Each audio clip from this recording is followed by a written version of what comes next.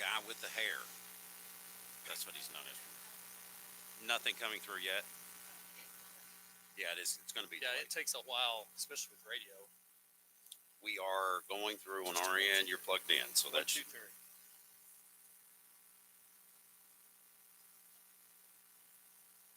Oh, okay.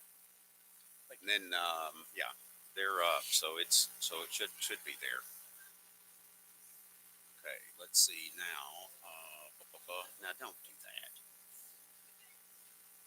What?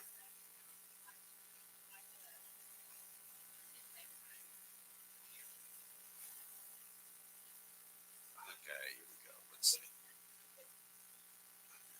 I gotta get this.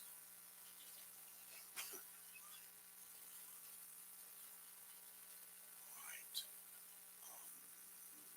When would that be? 19. It's that one right there.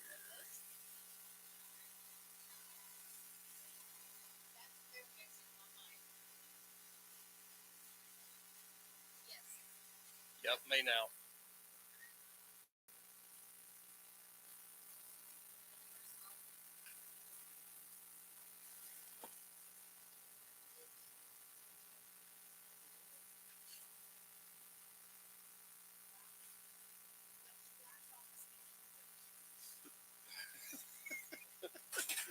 We're laughing. I'm sorry. You can't tell people not to laugh and then expect them to not laugh. That's how that works.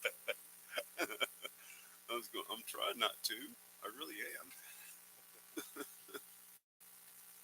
I know I have it in there. Where is it? So it's TP.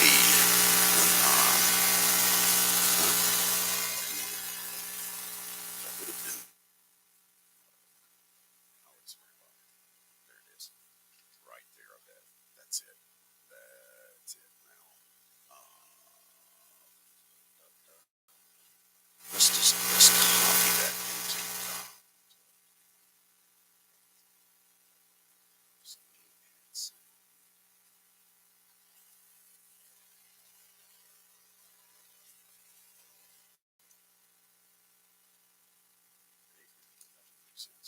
Yeah, there it is.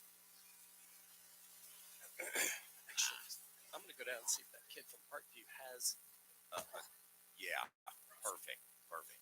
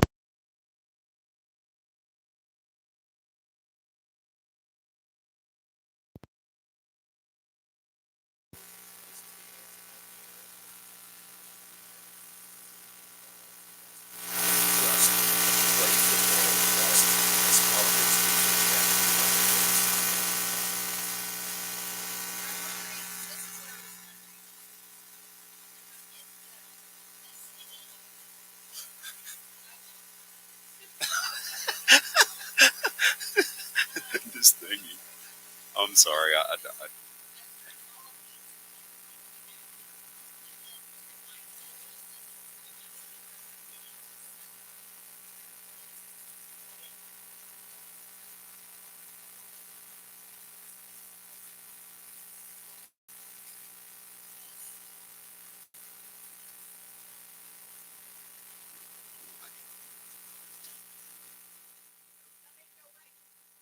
Yeah.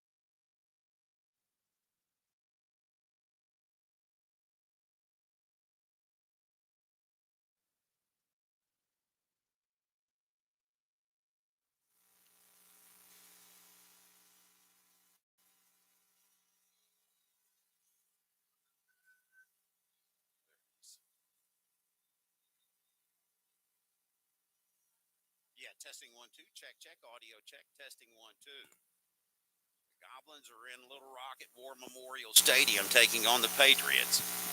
Test 1 2 3. Test 1 2 3. Mic check. Mic check. 1 2 3. Testing 1 2. Check check.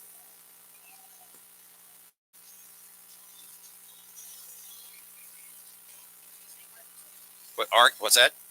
Arkansas. Testing 1 2. Check check. It's Arkansas. We're in Little Rock, Arkansas. Test 1 2 3. Test 1 2 3.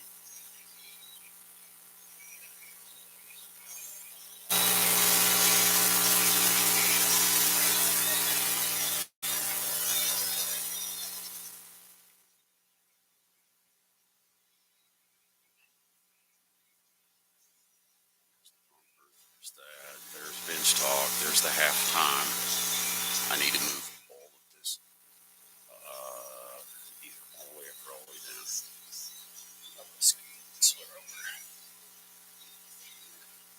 Testing 1 2. Check check. What do you want me to say? Missouri. Missouri. Missouri. Missouri. I don't want to say Missouri. If you're from Missouri, you're supposed to say Missouri. Yeah, Missouri. Missouri. Missouri. Missouri. Missouri.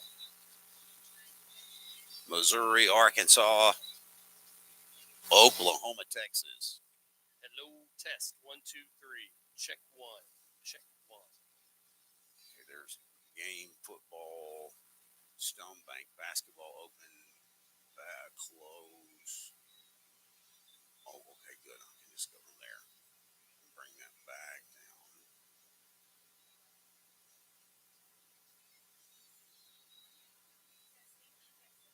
Testing 1 2. Texas, Texas, Texas, Texas. Texas Tech. Texas Texas. A&M. Texas check. Texas orange, as in. Sorry. Todd. I heard my mother go Todd. Todd, now come on. Todd. Don't say things. Testing 1 2. Check check. Audio check. Check 1 2 3. Little Rock, Arkansas. The Goblins. Goblins taking on the Patriots. Check 1 2. In the quarterfinals. Check 1 2. Lots of speed by this team. The Goblins will have to be ready. Gap assignment. Making sure you don't let that hole open up. Okay, testing. Okay, Hello. good. Check 1 2. Check 1 2 3. Testing. 1 Got 2 a great feel. 3. I like the view. Yeah, me too. Press box. Orville really Henry nice. press box. It's fabulous. It's nice to see that they took a stadium like this and kept it up instead of letting it just fall apart. Yeah, amen there. I realize it's not brand new, modern, and everything else, but it's still in pretty good shape. So there we are, and we're on the way down. Yeah. So I'm good. I'm ready to roll on everything. We came to see Guns N' Roses here about Oh, really? 6, 7 years ago. It's pretty good. It's Guns pretty N' cool concert. Roses. Wow. Yeah, they do the stage down here, and they fill about a little over half the stadium. Oh, wow. And they've got all the stages behind. It's really cool the way they do it. It sounds great, and every seat's good for a concert. So let's get a hold of Steph. She's the production girl. Let me just call her because I need to talk to her anyway. Okay. Stephanie 129.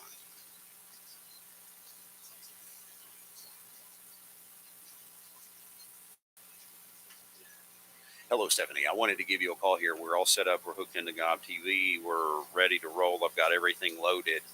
I did want to tell you I talked to Coach Pratt about tomorrow, and he would prefer for us to do the boys' game instead of the girls' game, and that would be at noon instead of 3. So I told him I would check with you to see if that's possible because the girls are. So anyway.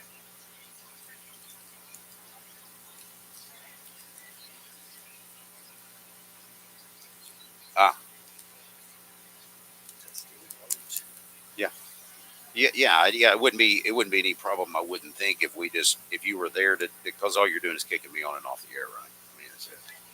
Okay. Yeah.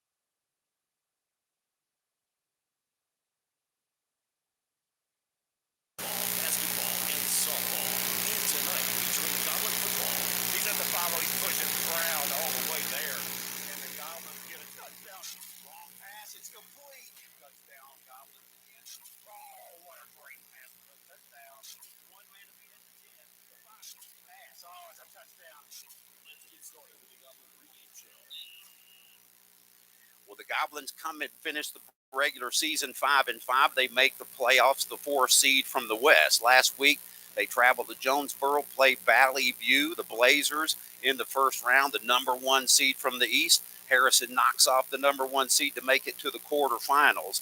Tonight's football game finds us in Little Rock, Arkansas, with the opponent of the defending state champions, the Parkview Patriots, here tonight. And it ought to be a great football game. The Goblins are still playing football in the quarterfinals. Hello, everybody. Todd Scarborough here to bring you the play-by-play. Welcome to War Memorial Stadium. Gosh, I've been wanting to say that for a long time. It's nice. The guy beside me. Not the week we wanted to say it, but at least we're saying it. Maybe in 2 weeks Right, we can be there. Guy that beside me, the guy that I hang out with on Friday nights. It's watch football. Chad Bishop here. And Chad, let's get right to it. There is a lot to talk about. Last week was a great football game for this team. Kind of cohesive, brought it together, finally got it all rolling.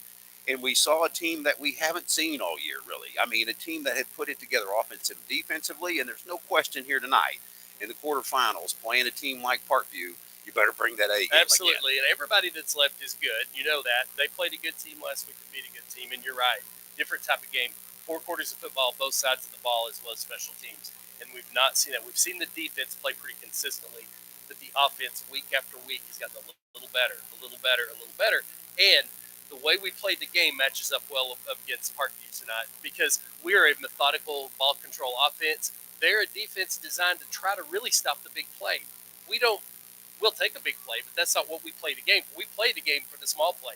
So it works out well. I think it's a good matchup. I like the way our offense matches against their defense. Well, and especially you look at defensively, this defense has played so well all year, and they did a good job against Enoch Hassan for Greenbrier, who was a very fast runner, very shifty.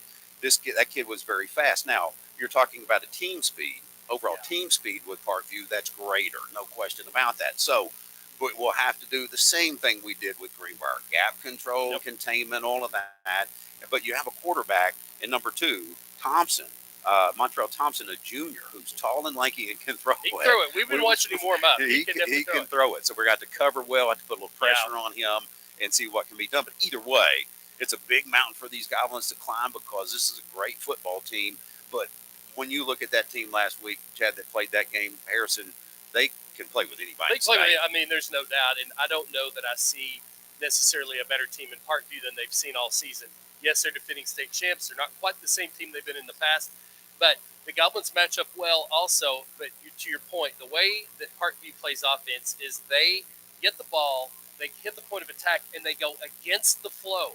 So disciplined defense is what you have to do. If you over pursue, they will always go against the flow. I don't know which their backs have better feet or better eyes, because they see the flow of the play. So if they get to that second level, that's what they look for. So if the Goblins play their position and play straight up, they'll limit the amount of big plays Parkview can get, and they'll stay in this game. So a little counters basically is what you're looking at, kind of going counter to the blocking and that sort of thing. So you have to keep your eyes open, and all it takes is a little backside gap to get open, and the next thing you know, that's what they look for. That's what they're looking for. They'll hit that initial hole, and then if they see a lot of flow, they'll run away from their blockers and not hesitate. In a real good football game last night, played by the quarterback, Gavin Jones, had a great game, good passing game, knows when to run. It'll be a little different here with the defensive speed. It is going to have fewer opportunities, I'm sure. But we have said and we have heard there's wrinkles coming. The coach said there's going to be some wrinkles. You're going to see kickoff wrinkles. There's going to be maybe some trickery there. There's going to be some use of course, Eli McNutt, which is going to be a big factor as well. Big body trying to get him up the ground. And it sounds like to me the same recipe applies here to beat this team that against a team like Valley View or Greenbrier or whoever. Ball control on your side is your best defense in that. I mean, trying to control methodically going down the field, picking up first downs 3 yards in a cloud of dust type of thing. Yeah. And if you can do that, then you limit their plays, and that's really the key here, isn't it? Is making long drives, limit their offense, and keeping them off the field. And let them continue to try to stop the big play. They play, I would almost describe it as a 4-5 defense, the man on the corners. And they'll drop into usually a cover 2 type zone. So they've got their linebackers and secondary played almost the same level. So I like to see McNutt up against those guys 3-4 yards down the field, because he's not an easy person to deal with 3-4 yards down the field. Once he's got a little momentum going, we will have the opportunity to gain yards, and then the passing game should open up, especially play action, and give Jones a few seams. the way they attack on defense, he'll have a few opportunities to run inside that edge rusher because those edge rushers are really going to try to get in the backfield. And if our offensive line just keeps their feet moving, Jones will have some opportunities. And maybe some screen passes, trying to let them, Yes. work that speed against them to some degree, a little Right. Tai Chi defense to some degree. Yeah. And so I think it is ultimately comes down to this game that we're playing and looking at here. The Goblins got to be flawless, and they got to play a great game, and they got to rise to the occasion. You can see they have a little swagger from last week. They certainly Absolutely. were confident from that game, Yeah, and they're coming into this game with some confidence. But like a heavyweight fight, anything, when you punch somebody in the mouth, you're going to know pretty well in the Right. first couple of series here kind of what you're up against. The Goblins will have to adjust to that, weather that storm. Don't let anything happen in the early parts of the game. Don't let them get momentum, take them out of the game. All of those things apply. Right. So it's going to be a great game, folks. We're in Little Rock at War Memorial Stadium. The Goblins are still playing in the quarterfinals. Absolutely. This is a beautiful stadium. I love it. It brings back so much memories. Bud Campbell, Paul Eels, me listening to the Razorback games with my dad on the radio when I'm 7 years old. Welcome to War Memorial Stadium, and here we are. And So. I will say this, if you've not been here in a while, this stadium's in outstanding shape. Anybody that says this stadium's falling apart is crazy. It is in excellent shape. It is well Beautiful. cared for. Looks like they built it about 2 years ago. It is really beautiful, and the press boxes. I mean, nice. this is it, and they have a bathroom up here, Chad, which is It's great. all kinds of stuff is good here. It's everything. I love everything about it. Great view up here. Great game getting ready to start, and we're just moments away from kickoff. Both teams are still in the locker. They'll be out here on the field shortly for the coin toss. We're going to take a break, and we're going to come back with Coach Keeline and bench talk when we return. You're listening to Goblin Football on New Country 102.9.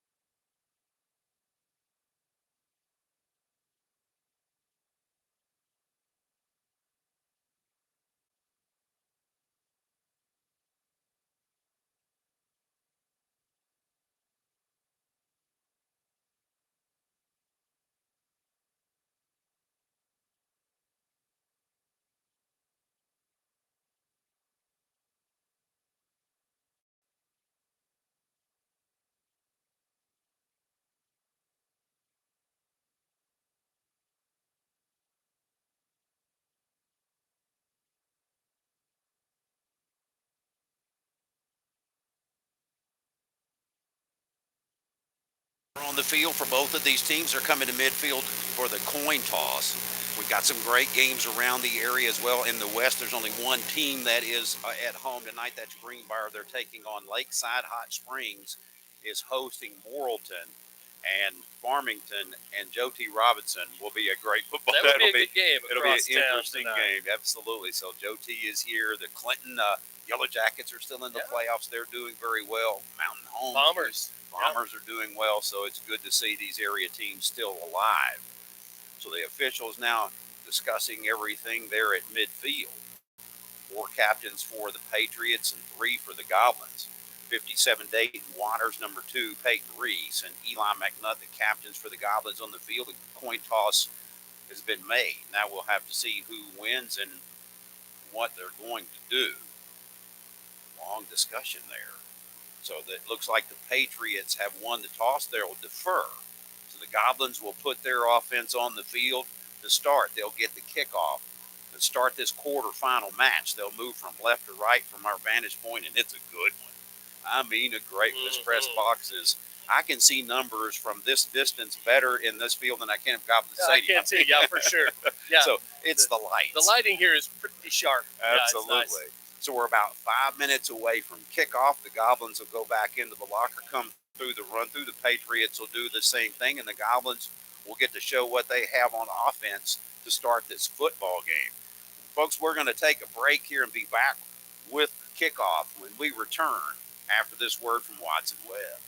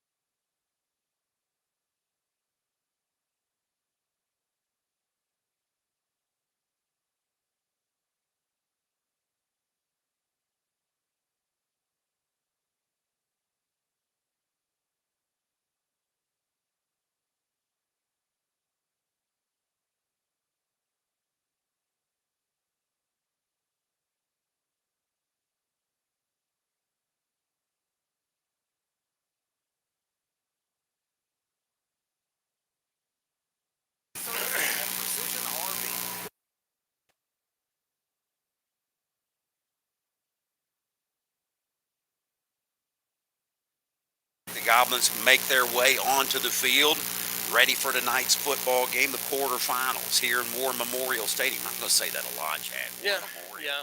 My dad would be proud of me. We used to pop popcorn and listen to Bud Campbell and Paul Eels do the play-by-play, and it really affected me to a point where early on I knew I wanted to do this. I thought that field that's fun, and it is a lot of fun, especially when you have high school sports. It seems like now NIL in college, it almost is the semi-pro league with what's going on, and there's a lot of money involved. And you look at Lane Kiffin and what's happening with him. He's using his power to get more leverage and more power to you, I guess. Right. I guess maybe sure, it's I a would. game, and you play the game. Exactly. But high school will never be, I don't think, ever tainted that way. It's just a better atmosphere, a better environment. It really is, and it's Friday night lights, and it's just it's great because these kids are doing it because of pride, and we talk about this on a regular basis about the cohesiveness of a team and what it teaches you and all the lessons that doesn't come in a classroom.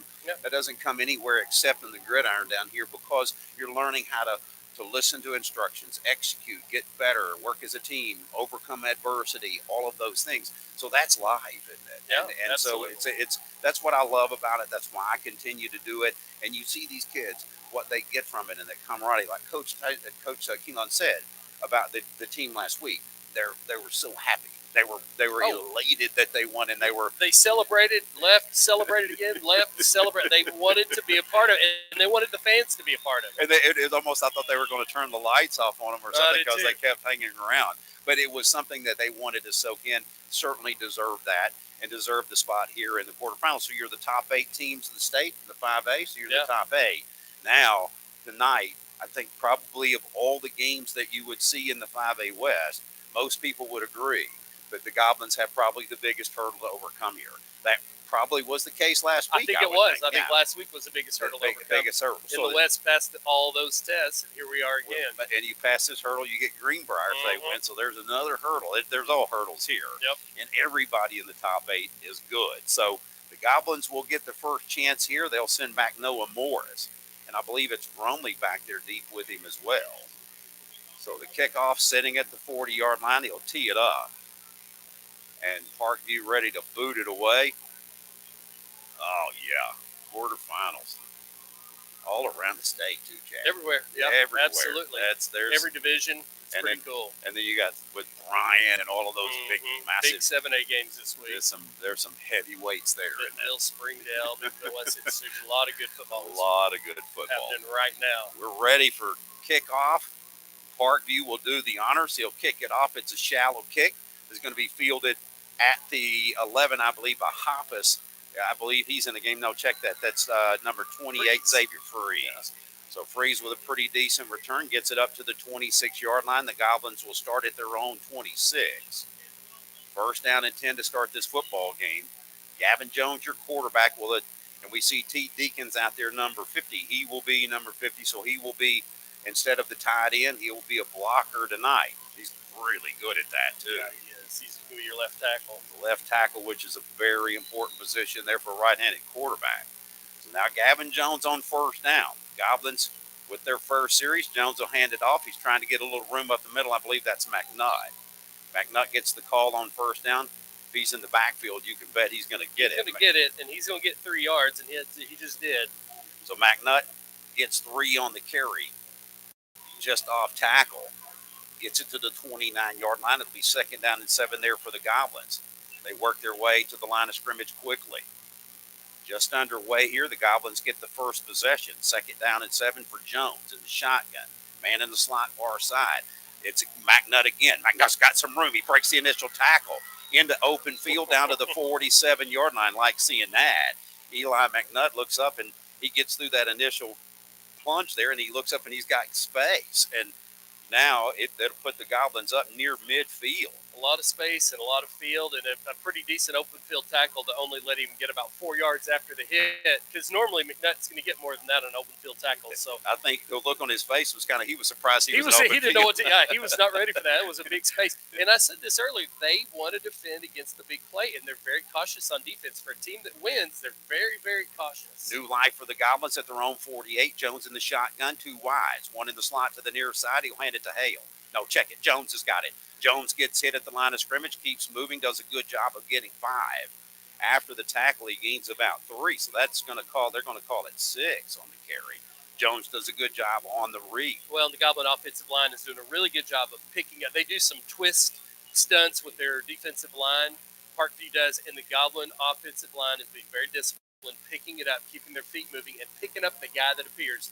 Very good job by the offensive line. So second down now and 4 for the Goblins inside of Patriot territory at the 47. Shotgun formation for Jones. Jones gets it to Hale. No, he'll keep it again. Jones has got room. To the 30, down to the 25. Jones still on his feet. Gets wrestled out of bounds at the 15, and Gavin Jones on a nice run. Jones gets it into the red zone, and the Goblins on 4 plays are inside the red zone of the Patriots. About a 31-yard run. And it's a slow developing play. Jones made the right read, let his pulling guard come into the play, and just followed his blockers, as Jones always does. He's patient. He waits, found that seam, and the Goblins are figuring out the holes in this defense. And Tate Robinson leading the way on that side. They're picking on that right side. They see something. New life for the Goblins. Shotgun formation. Hale's got it. Hale hits the hole. Keeps his feet moving down to the 11. Hale on a nice run, picks up 3.5. You do that every time. And mathematically, you can't be stopped. You can't be stopped. So the Goblins doing a really good job here of moving the football on first series. You want to make them pay for the deferring the that's the right. toss. Yeah, that's the best answer to a defer. Absolutely. Is to go down and score in your first possession. Let that offense stay there and think about it on the other side. 9:47 left to go in the first period. Goblins still looking for the play to come in. 15 seconds on the play clock. They'll need to hurry. Goblins on their first series, moving the football. Second down and 6 now at the 11-yard line. Jones in the shotgun. Man in motion, that's Brumley. Brumley gets a pitch, trying to make some room. Brumley turns on the speed. Brumley cuts back. Oh, they're going to get him down at a 9, a hard 2 yards by Brumley. There's that speed on that side. They closed quick, didn't they? Yeah, Brumley got there quick, and they got there quick, too. That was a nice play by Brumley. He got to his spot. He got to that outside, picked up some valuable yardage. We got 3rd and a long, long 4. So the interesting play call here for the Goblins inside the red zone. Not a lot of room to work down there. That is the disadvantage of being close to your opponent's end zone. It limits your ability on offense. So let's see what the Goblins will come out with here. With 13 seconds on the play clock, they come to the line of scrimmage. 0-0 to score. The Goblins on their opening drive facing 3rd and 4 here at the 9 of the Patriots. Shotgun formation. They'll hand it to McNutt. McNutt hits the hole. He stopped, I think, a little short. And I think they're going to mark him down where? He didn't get a very good spot. Oh, he did not. He got a really bad spot. Backing it up. He just lost a yard on that spot somehow. But so Bartwell gets a chance here to kick a field goal inside War Memorial Stadium. No wind that I can see. No, it's pretty calm, pretty still. The flags look pretty still down there on the goalpost. So a field goal coming up here for the Goblins at the 15, a 25-yarder for Bartwell. Gunnar Johnson to hold. The snap is down. The kick is up, and Bartwell right down the middle. Right down the middle. 3-0 to score. The Goblins score first here on a nice drive. They put 3 on the board. 8:01 left to go in the first. We'll be back after this word from Ozark Insurance Group.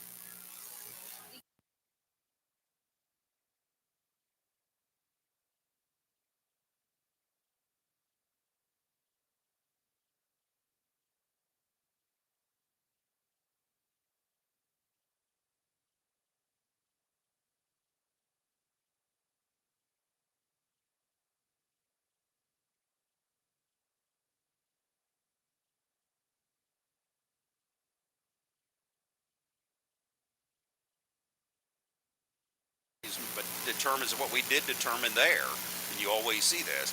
Goblins finding some weakness in that defensive front for the Patriots, took advantage, went down, got to the red zone, get 3. Yep. Now that nasty defense gets to show what they're made of against a very tough opponent. Against a tough opponent, and I'm interested to see how we play the kickoff too, because we've had some trouble with that the last couple of weeks. So Bartwell's going to tee it up. Let's see what he does here. He's going to kick it to the near side. It's going to go out of bounds. And that's what you do, is just kick it off, make them come in on offense and start from their 35 unless they refuse it. Let's see what they do. That's what they were saying, is they could that is an option force they us have, to do it. And they're going to refuse it. Interesting. So they're going to make us kick it off again. And you want to learn that early. You want to know early if that's what you're going to have to do. So that's you plan for that. You game plan for that. If they turn that down, if they won't let you do that, then you just go to plan B. So now they'll tee it up again at the 35. The Goblins here try it one more time. They're just daring you to kick to their speedsters. So the Goblins will quick kick it, knock it down, it goes out of bounds again. So wonder what we do here. This is an interesting. They're going to back us up again, I think. I think they're going to force, because I would. And now you're kicking off from the 30-yard line. Yeah, so every time they refuse it, it goes back 5. So now the Goblins continue to go backwards here on the kickoff. Last thing you want to do is give them any kind of field position, but it brings up an interesting scenario here. You've got to kick it to them, because eventually you're going to be kicking it from your 5-yard line. Yeah. and we'll keep burning clock here. 8:01 left to go in the first. The Goblins lead 3-0. Now Bartwell will try the other side, kick it the other way. Let's see what he does here.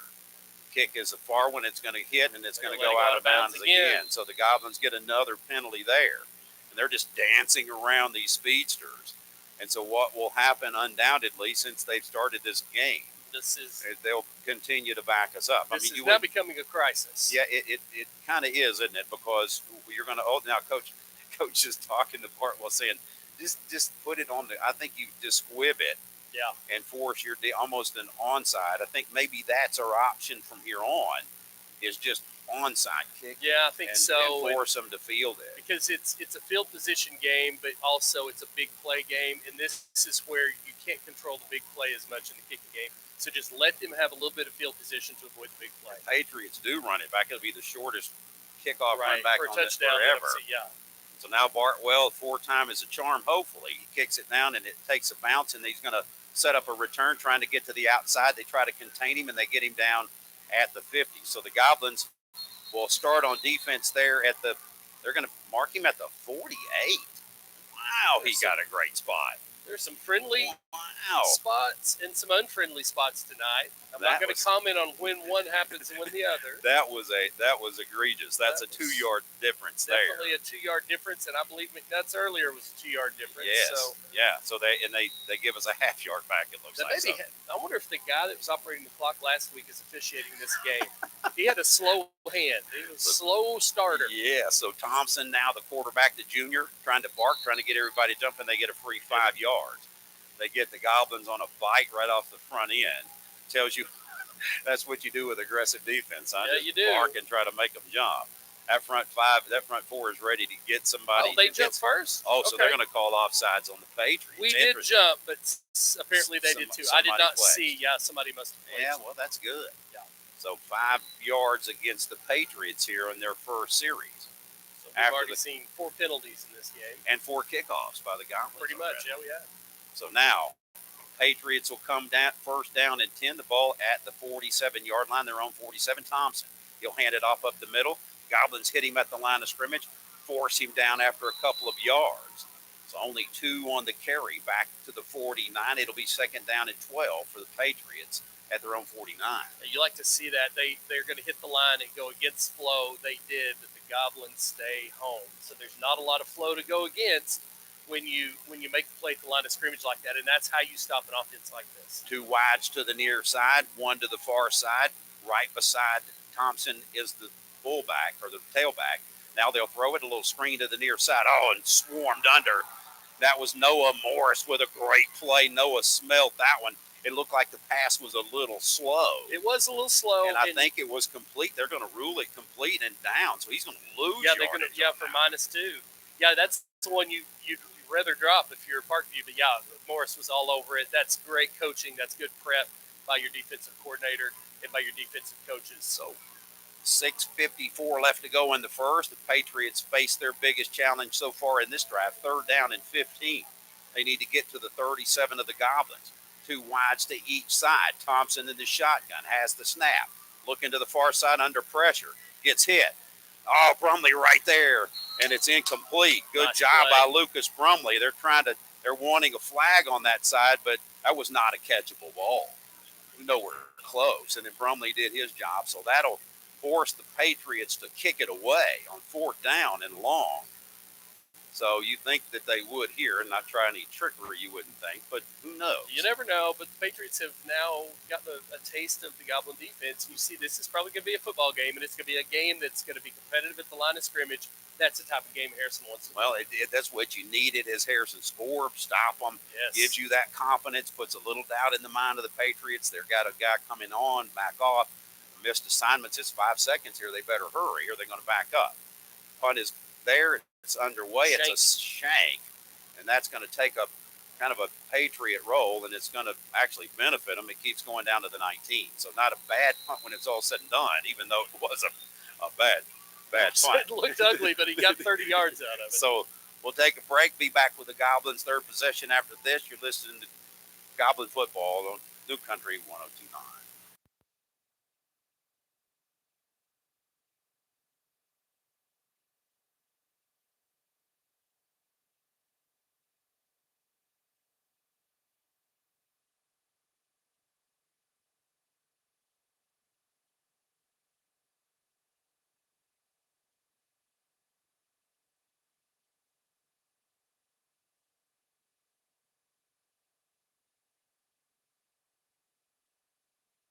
At the 19, they hand it off up the middle, contained there at the 20, this time only 1.5 yards, I believe, the way that was run. It was that Isaiah Hale, McNutt? Who was that? Was Isaiah Hale.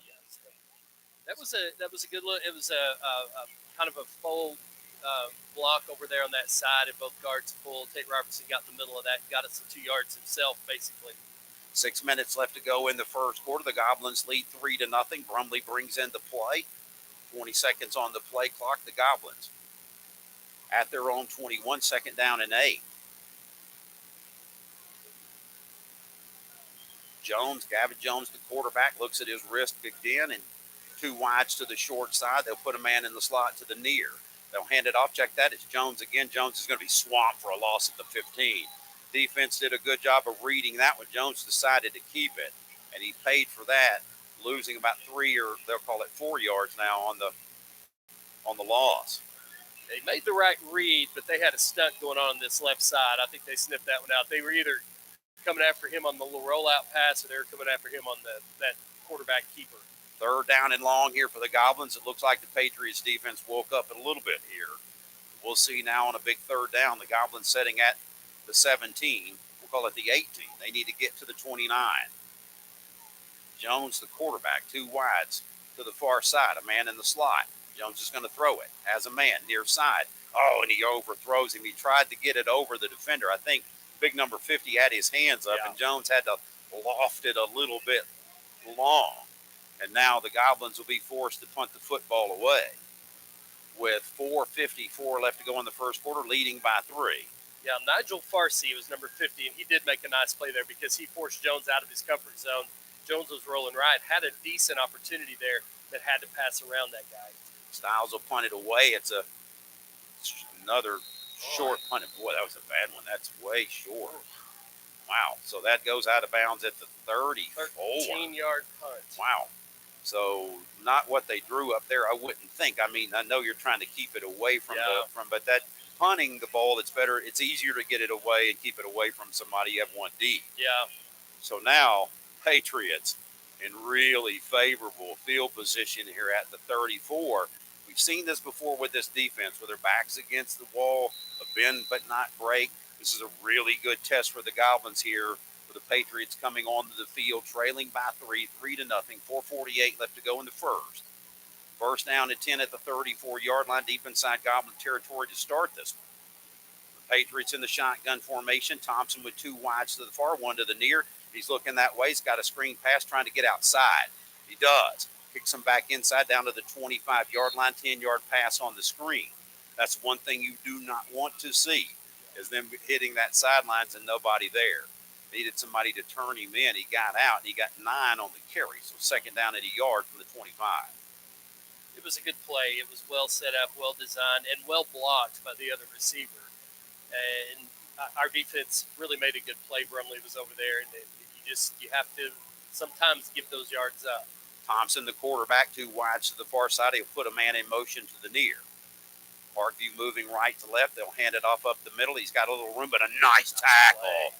Who did that? Sky Lee with a good job. Sky Lee, the man was almost past him, and Sky reaches and grabs him, drags him down, and I believe he's short of the first down. Yeah, he got him in the backfield, and that was about to be a 15-yard gain, and Sky Lee made just an excellent play to prevent that from happening. That may have gone for 6 if he hadn't made that stop. So not only did they not pick up the first down and not get any yardage out of it, creates a 3rd down and a yard here, and now the Goblins pin their ears back here and try to stop them on 3rd and 1. Shotgun formation. Thompson has it. He hands it off, trying to get around the gap. He gets the first down. Oh, he gets just past that initial surge. He gets enough for the first down. 2 yards on the carry, and he picks up the first down, moves the chains for Parkview. Peyton Reese saw it. He read it, and he was there. And he just was a little almost too quick. He was able to get a hand on the ball carrier, but he ran past him. Going to make that, it would have forced a 4th down, but as it is, the Patriots pick up the first at the 22-yard line of the Goblins. Thompson in the shotgun, 3 wides now to the far side. They'll come in. Goblins are going to look that way. Now, now he's got room. Going to throw it long. Has a man, and it's just too long. It looks like Thompson had room to run for days, but he had somebody on the crossing pattern. That's number 1 Pearson, or Ross, I should say. Well, they had a pretty decent hold in the backfield to give Thompson all the space he wanted, and he chose to throw. He had a receiver. Tough play, tough catch. A great catch would have gotten it, but there was a hold that was misunderstood by the officiating crew. And it just out of his reach there. So now 2nd down and 10 for the Patriots at the Goblin 22. 2:58 left to go in the first. Thompson will hand it off on the sweep, trying to get some room to the outside. They keep pushing him that way. Oh, the Goblins on great pursuit. Knock him down at the 25. He'll lose 3. boy, trying to get to the edge on this Goblin team, and they were sowing it well. Yeah. Parkview's, they've got good team speed, but so do the Goblins, and they're trying to get the ball outside. And really, what they'd like to do is get it out C gap and turn it up, and that turned into D, E, F gap all the way to Z. There was no place for him to go, so he finally just had to eat it. Well, and most of these teams realize with the linebacking crew that we've got kind of a difficult time running up the middle. So they're trying to get to the edges, use their team speed, or right now they'll have to pull something out of their hat. They get down to the 12 to pick up the first. Ball sitting at the 25. Third down and 13 for Thompson. They put a man in motion. On a little read option. Hits the gap. Oh, he cuts back. And a nice little move, and he falls. And I believe does he pick up the first down, or does he fall short? I think he did stumble. He had it, but he stumbled trying to make his cut. Thompson blew a tire for some reason. Yeah, I don't know. Really I don't know what happened there, but he had a blowout. He's still limping. Yeah, that didn't look good. I'm a little concerned about his knee. It buckled on him. Yeah, his leg. And it was really strange because I thought he was sliding because he had the first down. Yeah. But he slid short of it, and that was not because it was volitional. No, that went down. He went down kind of odd. This so is now an interesting turf. It's a really short turf field. Yeah, 4th down and a yard. They'll go for it here. Thompson will hand it off. Oh, he's in the back by McNutt. Oh, what a play by Eli McNutt, comes blasting through, and Eli McNutt picks up a big stop. The side judge dropped the flag after he saw that play. Oh no. And that surely is not. It's got to be after the play as far as celebration, or what is it? It's on them. So somebody said something, or was it a play a hold, or what did they? No, what did they? Okay, it's a refuse. They refused it either way. So was it? Is it a formation? It was a formation. I'm assuming. It was a formation. Okay, that's the reason the side judge throws the flag. They let the play go. They may not have had it. They're showing the replay there, and Eli McNutt just ate his lunch. McNutt made an outstanding. I mean, that's as good a play as you can make, especially coming off a stunt. That's not an easy play to make because you've got to keep your balance. Yes, and he came flying in there and made the stop. That was a huge stop for this Goblin defense, and now it puts the offense back on the field. Let's see what they do on first down at their own 16. Jones in the shotgun, man in motion, it's freeze. Waiting on the snap, Jones has it. He's going to throw it. Jones is going to launch it. He needs to step up. Jones is going to run it.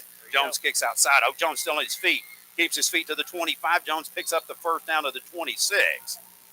And Gavin Jones, doing what he does best, is just slipping in. Thank you very much. I'll take that hole. Wait on this. Yes. He's got one of the most unusual running styles. He gets out of trouble. And I guess he just looked slow or something. I don't know, but it has to be because nobody seems to get a good pursuit angle, and that's a good example. Their edge rushers pursue so hard, you just stay with your block, and they'll pass your quarterback. And they gave Gavin Jones a spot right up the middle to run.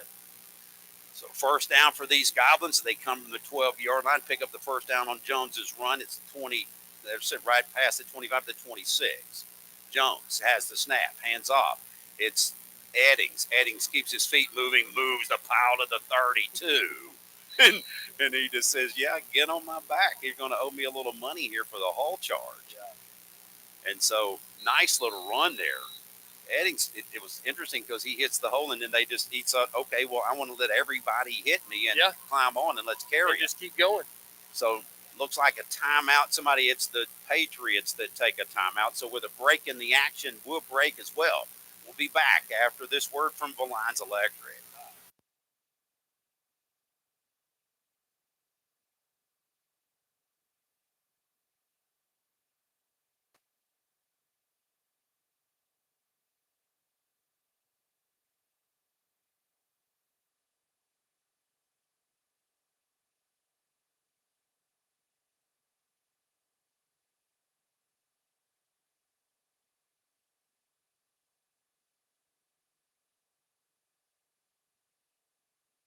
Time on that offensive front, the offensive line doing their job, and they're moving the pile up there. You got to like that.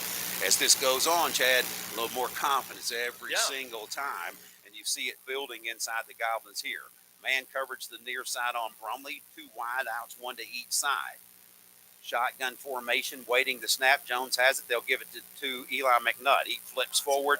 Nice job by Eli McNutt. Does a 360. moved the chains, picks up the first down to the 38, 3-yard run from McNutt's, enough to pick up the first down. T. Deacon stood his guy straight up, and when you take the edge off of their team, they have a big gap because, as I said earlier, their linebackers play deep. They've got to have those defensive ends for Parkview in on the play, and T. Deacons was having none of that. His guy was straight up and down by the time that play was going. We'll rotate the ends of the field. We reached the end of the first quarter. Second quarter, when we return, the final 12 minutes of this first half, after this word from CS Bank.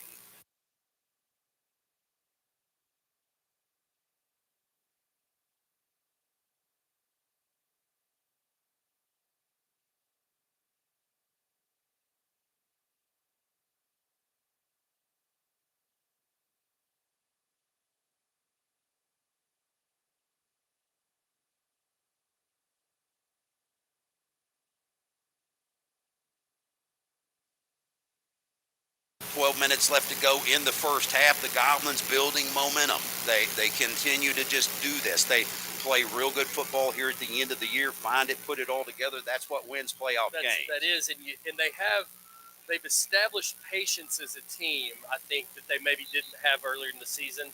They don't try to do too much. It is win one play, then win the next play, and then the next play. And we've seen the offense mature as the season goes on. And so far in this game, they're maintaining that type of control on offense. So the Goblins have first down at their own 38-yard line. Moving right to left now as we change ends of the field for the second quarter. And Jones is in the shotgun, 2 wides to each side, a man in the slot. Quickly, Jones is going to keep it on a run. He pays for that one. Yard on the carry. Jones is helped up as he gets nailed in the mouth. That was a great tackle from the linebacker there. Coming up to make the stop. That's a big boy. That was just a good play. I mean, I don't even know how to do. That's all you can say is it's a kid making a really good defensive play is what that was. Now the Goblins facing second down and 9 at their own 39-yard line. Coming up to the line of scrimmage, Jones in the shotgun, 2 wideouts, 1 to each side, a man in the slot, and they'll move him this way. That's Wiley Hoppus. Shotgun formation, they'll hand it off to McNutt again. McNutt's hit and dropped at the 40, so only a yard or a yard and a half from McNutt. Creates 3rd and 7 for the Goblins at the 40. So now they're bringing up bodies, trying to stop that run. What do you do here? Yeah, they're tightening up a little bit. The Goblins, they're basically finally making the decision they're going to stop that run. So the Goblins are going to have to get their passing game going. Again, don't try to do too much, but they're going to have to find something on a stop route or something on that right side over there close to that hash. Sounds like it may be lightning Lucas Brumley time. As he works his way to the far side, he's single covered there. Jones is in the shotgun. Braden Bryan in there as well, and he'll join Brumley on that side, and they're going to call a timeout. It looked like there was something they didn't like there. I wasn't sure if the Goblins weren't getting themselves set or if they saw the adjustment, because I think that adjustment was more of a man look than a zone look. So we'll keep it right here for the 3rd down and 8. And it looked like, I don't know if that was something that we were not prepared for, didn't line up right, or the coaching staff didn't like what they saw hard defensively. to say, yeah. I think they're man on the outside all the time, but they like to do a lot of zone stuff in the middle, and the way they adjusted to that motion, it might have been man across the board. If you get them in a cover 1, then you can do different things. You don't have to just go short if you get them in a cover 1 situation. So good use of a timeout there with 10:38 left to go in the first half. Just underway in the second period, the Goblins leading by 3-0 to score over the Parkview Patriots. And like we talked about, Chad, building this confidence here on this 3rd down, pick this up, adds a little bit more. So you don't want to give Parkview any room to breathe. And it's certainly, at the end of this game, I don't think we're going to be talking a low-scoring game. No, there will be some points put on the board in this game, and we need to do it right here. So Isaiah Hale right beside Jones. There's 3 wide to the far side, 1 to the near. They'll put Lucas Brumley in motion. He's got some room, throws it long. It's got Brumley. Brumley catches it. It's complete. Oh, what a great pass. Jones complete to Brumley at the 40. I said it was lightning Lucas Brumley time. They got him on a slant, put him in motion, take a little slant down on an out pattern, and he gets it right to it. Makes his way across some traffic across the field and gets a 20-yard gain off of dart, a perfect throw by Gavin Jones. Any other throw, it would have been incomplete. And a perfectly run route. I mean, that was well executed by everyone. The offensive line gave Jones time to throw, and he delivered. So the Goblins keep their offense on the field. With 10:33 left to go in the half, leading by 3. First down, new life for the Goblins. Ball at the Patriot 40. In motion, now in the slot, 3 wides to the far side. They'll give it to Free. Check that. That's Hale. Isaiah Hale tries to get outside. Isaiah Hale can't turn the corner. That's the one thing you see team speed here. They really close those edges down, and it's hard to get outside. Yeah. It almost would have been better if Hale would have cut back there. He might have had an opportunity, and he saw some green. He saw some open space, but he had good interior pursuit and just wasn't able to get to that spot. Most of our games he could have got out there. Against this Parkview team, I don't think you can. So now the Goblins looking at their sleeves, getting ready to call another play, and steps to the line of scrimmage. Second down and 9. The ball at the 39 of Parkview. Shotgun formation. Jones with the ball. 2 wide outs. A man in the slot. Jones will give it, and it's Freeze, and he's hit. Or check that, Hale. He's hit at the line of scrimmage. Maybe gets back to the line of scrimmage. They'll mark him about a half-yard loss. So now, third down and long again for these Goblins, bringing up a passing situation. They converted on the third down last series. Let's see. Well, they're as tight as Parkview plays. There's one-on-one matchup on both sidelines. Anytime you want, you can throw a long fade route and throw a 50-50 ball, and it's one guy against another. You pick up 2 or 3 yards, you're probably in 4-down territory here anyway. Absolutely. At the 39. Jones in the shotgun, waiting the snap, 2 wides. He'll look this way, going to Brumley. Got a crossing pattern. It's complete all the way down to the 23-yard line. What a great play there and a good pass. Number 13, Jenner Thomas. The junior catches one, moves the chain again. The Goblins say, okay, you stop us on the run. We'll throw that little crossing pattern. That's the second time we've seen that. Yep. That time it was Thomas. The last time it was Lucas Brumley. So the Goblins successful on that little cross. They found some holes in that defense and some zones they can exploit. And Coach Keelan sees that they're going to play that soft zone. He's going to throw some crossing routes and some slant routes because it is very difficult to stop that and the middle of the field against the pass. Ball at the 23-yard line. The Goblins have new life, controlling the football here in the second quarter. Jones, they'll shift everybody this way. It's Thomas and Hoppus, and there's a whistle. Hang on. Is there a offside, false start? No, a delay. The Goblins didn't get the snap off. I didn't see that. Well, they didn't. Did they reset that clock? That seems like that went very fast. I don't know. I normally look at the clock when I think the clock's in play. I didn't even look at the clock. That seemed like that was a lot faster than 25 seconds. I don't think they gave them the full clock there. So now the Goblins, first down and 15 after the delay. They'll have to hurry to the line if they don't want another one. 11 seconds on the play clock. Everybody's getting set. 8 seconds. 6 seconds. Got to let everybody get set. Jones has got time. He's got the snap. Jones is going to ride it. He's going to take it on the read. Got a little room. Jones down to the 19. Jones on a really nice run down to the 19-yard line. Picks up some good yardage. Third down, and now it looks like 6 from there. Nice little 9-yard run.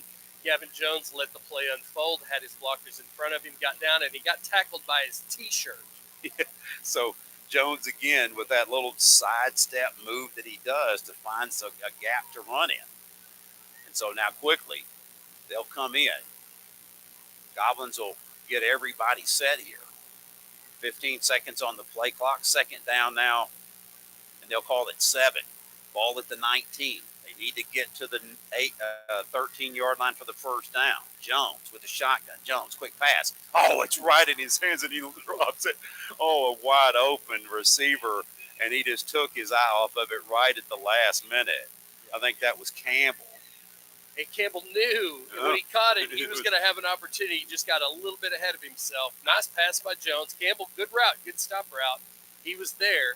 Get the nerves out of his system, and now maybe next time he'll be ready. Yeah, and Campbell, he actually could have done a 360 after that catch and may have gotten pay dirt out of that. Yeah, he knew that, and I think that's – and when that happens, it's almost impossible to not turn and look and get ahead of yourself. Brian and Brumley ain't far to the right. 5 seconds on the play clock. Jones has the snap, fades back, got a pocket. Now he's stripped down. Taken down by They're going to take it down by the helmet. That'll give the Goblins a first down. That is a massive penalty. Pulled him down by his helmet. That's a 15-yard penalty. That draws a lot of laundry. There's 3 flags on the ground. Take your pick. Yeah. I'm sure it's all the same foul. That's a personal foul. That's a 15-yard. That'll pick up the first down. And that'll put the Goblins, I think that'll put it half the distance, if I'm thinking right. And that should put it right at the 9. So let's see here. Now they'll mark it off from the spot of the foul. So they're going to call it, well, it wind up being half the distance. Yeah, half the distance. Because they're inside the 20 with the foul, so they went to the 12. Yep. So that foul was committed at the 22. Yep. So now the Goblins inside the red zone, new life, have the ball. 8:08 left to go in the second quarter. And now the Goblins will get the play here and set it up. Bryant coming to the near side. Goblins have the ball at the 12. Everybody set. Bromley far side, 2 wides. Number 10, Hoppus in the slot. Has it. McNutt gets the call. McNutt drags somebody down to the 10. McNutt, you're not going to take him and drag him backwards. No, he had him 2 yards behind the line of scrimmage, and McNutt gets a 2-yard gain out of it. You just can't. You have to. But what a good play. He just hung on to and made a good defensive play. Bumper hitch on the back of Eli McNutt, just dragging people down the field. When you're 235 pounds and squat 500 pounds, you can do that kind of thing. Yeah. So now more than anything, we talked about possession and time of possession. The Goblins is favoring them here. 3 wides to the far side. McNutt will get the call again. Stiff arms a man down to the 5-yard line, close to the first down. He's about 2 yards short, depending on the spot. So good play by McNutt. He just takes his hand and smashes the defender in the face. And a real true stiff arm, too. It was like a good punch to a clean play. I mean, you're supposed to do that, but that is a hard play. I love that. It's tough to do. The stiff arm is so great. And McNutt is good at it. He made a great play, and it got him 6 more yards. So it'll be interesting to see here, 3rd down and 2, the ball at the 4. Goblins need to get to 2 to pick up the first down. See what they do here. Jones on a high snap. McNutt's got it. Good job by Jones of getting that snap. And the Goblins pick up the first down with Eli McNutt on the run. Oh, man. Let's see here. They're going to be on inside the 1. Inside about the 2-foot line, maybe. So new life for the Goblins. First down and goal from the 1-yard line with 6:32 left to go in this first half. Offensive line created a spot for McNutt, and Jones made an excellent play because that snap was tough to handle. See where Jones will be. He's going to still be in the shotgun formation. Bryant, Bromley split out wide on both sides. McNutt in the backfield to see if McNutt gets it again. McNutt's going to hit it, roll forward, and McNutt gets into the end zone. McNutt hits and rolls twice and gets into the end zone. That's a neat little move by McNutt. He just turns his back to them and rolls the other way. So Eli McNutt puts on 6 for the Goblins. 6:09 left to go in the first half, and the Goblins take a 9-point lead. Bartwell to attempt the PAT to make it a 10. Yeah, that move by McNutt puts him in basically like a squat rack position. He's just squatting him. He's pushing him backwards. And they don't have enough men on the field, I don't think. But either way, it's up and good. So 10-0 the score. The Goblins jump on top here with 6:09 left to go in the first half. We'll be back with the kickoff after this word from Shelter Insurance.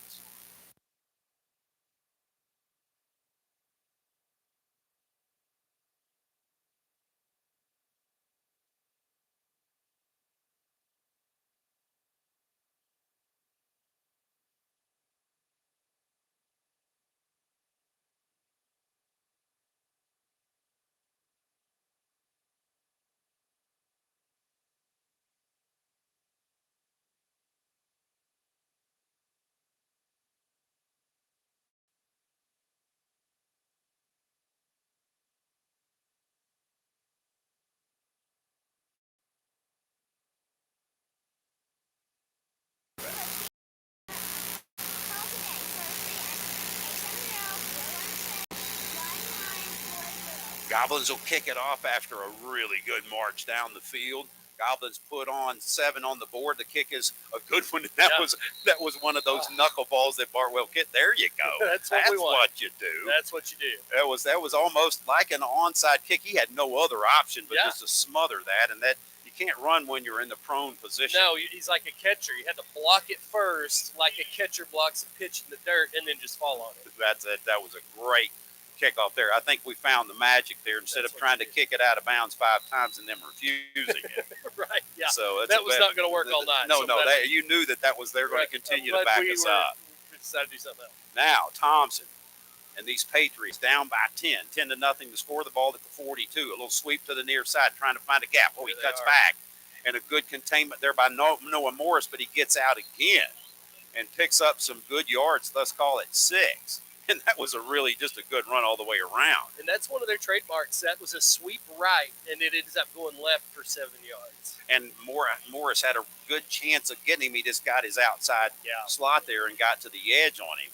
And that's how he picked up the bulk of those yards. So 2nd down now and 3 for the Patriots. At the 49-yard line, the Patriots need to do something here. Down 10 to nothing with 6:02 left to go in the first half. Thompson, 2 wides. They'll stack them this side. 1 to the far side. They'll hand it off up the middle again. Goblins swarm him there, and a great tackle by Peyton Reese coming in from the corner position to make the tackle there. It does pick up the first down, but Reese limits the yards. Yeah, Reese made a nice play. He stepped in there, red run, was patient, and stepped in, made the play, because they had that play blocked pretty well, and Reese came in and saved us from a big play. Clock on the move, inside of 6 minutes here to go in the half. The Patriots get new life. The ball at the 48 of the Goblins. Moving left to right. Thompson, the quarterback, gets everybody set. They've got 2 to the far side, 2 to the near side. Man in the slot, empty set for Thompson. Waiting the snap. They'll put a man in motion to the far side. He's got it. He's looking down the middle. Thompson's going to run the ball. They got holding again. Yeah. Oh, down to the 30. And he goes out of bounds. Brumley runs him out of bounds, and they get away with another hold at the offensive line. That was pretty egregious. Yeah. They show that again, and that's I can't believe they got away with that. But either way, he got held right there. Yep. There he is. Wool got held. We see it on the replay. And that's why that play happened. Yes. Because Denver Wool has not allowed that to happen all night, and he gets basically tied up at the line of scrimmage, and it frees the quarterback out.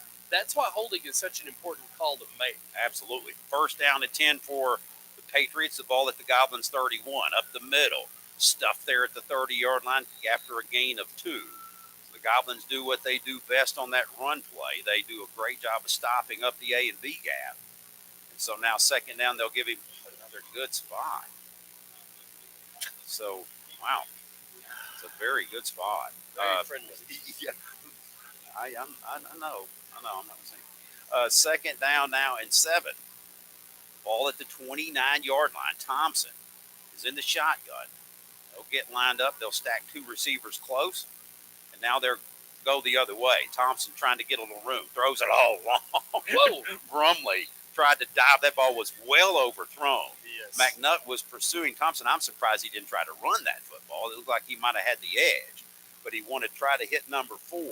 And that's Conway. And Jermaine Conway had to be 7'5" to catch that one. Yeah, that was not a good decision. For one thing, you can't roll that flat and throw, and I hope we see Thompson do that more, because Brimley was really close. Nobody ever realizes how fast Brimley is, and he almost got to that ball. Almost intercepted that. So now it's 3rd down and 7. The ball at just inside the 30-yard line of Goblin territory. I think you'll see that against the flow run again. So now Thompson in the shotgun has a man beside him. They'll hand it off, check, and he's hit at the line of scrimmage and drags him up, gets close, but I think he's short. He gets down to the 25, so he's going to be 3 yards. They're going to call it short. So it'll be 4th down, and you bet they're in 4-down territory here. For sure. So now Elon McNutt gets another chance to stop them on 4th down and see what they do here. I bet they don't run the same play they did the last time. Probably not. I don't. That one didn't work. They'll probably try again one of those counter flow plays, but I think you'll see Kyle Wood do some stunts to try to prevent that, knock that down. Patriots a little slow coming out of the huddle. 10 seconds on the play clock. They need to get it in and off in a hurry. Now they're going to call the timeout. Wise move by the coaching staff on that side. Didn't look like they were going to get that. that snap off before delay a game. So we'll break in the action. We'll break. We'll be back after this word from Block's Body Shop.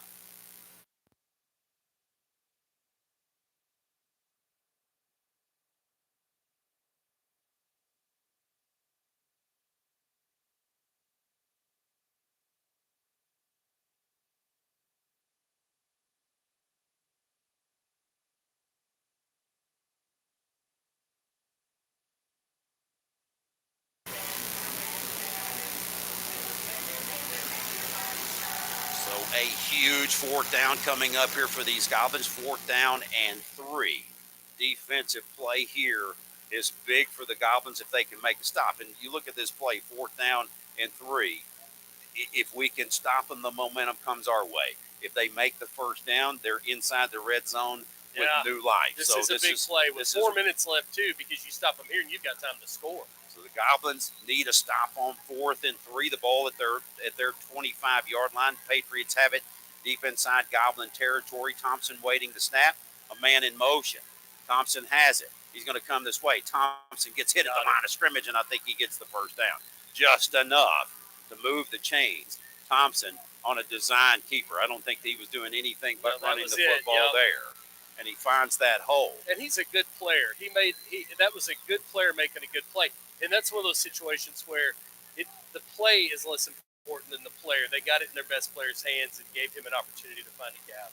Clock on the move, so are the Patriots here. They're at the 21-yard line of the Goblins with new line. 3:35 left to go in the first half. The Goblins leading 10-0 here. Early on, the Goblins lead. Right now, the Patriots are trying to answer. Shotgun formation, another keeper coming to the near side. Another hold they get away with. And he gets down to the 10. Ball is in the air. Oh, it's knocked around. Got it. Lucas Brumley comes down with it on the turnover. That ball pops straight up, and I believe Brumley has it. Oh, what a huge turnover by the Patriots. The Goblins get it back. Oh, man, is that big. That is huge. That ball could have gone out of bounds several times. It bounced straight up, and Brumley looks up, and it's right in front of his face. That was a weird fumble. I don't know any way to describe it. The ball went up twice. And who hit him? Number 1, Bryant hits him, and it goes straight up. It gets knocked out of bounds, and there's the replay. Brumley with a spot on. He just looks up and sees the ball in front of him. That was amazing. So the Goblins stop and hold on defense there. Patriots on the move, and they turn the ball over. We're talking about momentum shifts. Yep. That's a big one right there. That's what you need. And now you've got time to move the ball down the field and put more points on the board. Just one play at a time. So do they go deep here with the ball at the 7? Try to punch him in the mouth. They'll hand it off. No, keeper. He's got some room. Oh, he brought down at the 15-yard line, and they're lucky there because Gavin Jones had some room to run. But a nice run by Gavin Jones picks up 7, 2nd down and 3 at the 15. Wow. See, and this is exactly what you do methodically. Yeah. Mark down, keep this ball out of their hands. They get the ball at half. Yeah. So you want to try to keep this ball in your hands all the way through. If you can get 2 first downs, you can use your 2 timeouts and get down and possibly kick a field goal. Jones now waiting to snap. He'll hand it off. It's McNutt. McNutt keeps his feet moving. I believe he gets the first down up to the 18. One of your first downs. I think it's going to be close, but they're going to give it to him. They'll move the chains. So move the chains. New life for the Goblins. The clock is moving as well. 2:39 left to go in the first half. The Goblins punching these Patriots in the mouth in the first half. 10-0 to score. Oh, and wouldn't it be nice to get another one here? So now the Goblins got a long way to go. Short time to get there with 2:30. But more than anything, Chad, you just want ball control right here. Ball control. They're not going to get in a big hurry. Coach Keelan, you've got to have one big play anyway, so he's not going to try to push it. So now shotgun formation for Jones. He'll keep it again. Jones trying to hit a hole, and he doesn't find anything there. Maybe a better option was to hand it to Hell on the Reed with that one. He pulls it out, pays the price. He'll lose about a yard on the carry there. So it'll be interesting. They have 2. The Patriots have 1 timeout left, so you probably won't see them using it here, at least not as of yet. Now, maybe if it's a 3rd down, they might use it after 3rd down, you would think.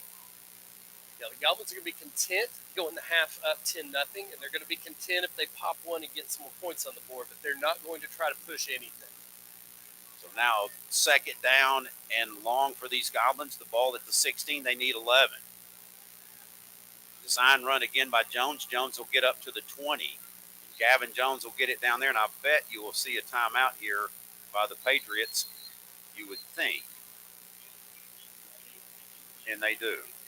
They take their last time out, and that's a wide move there. Stop the clock. So with a minute 25 left in the first half, 10-0 to score. The Goblins face third down when we return after this word from Weichert Realty.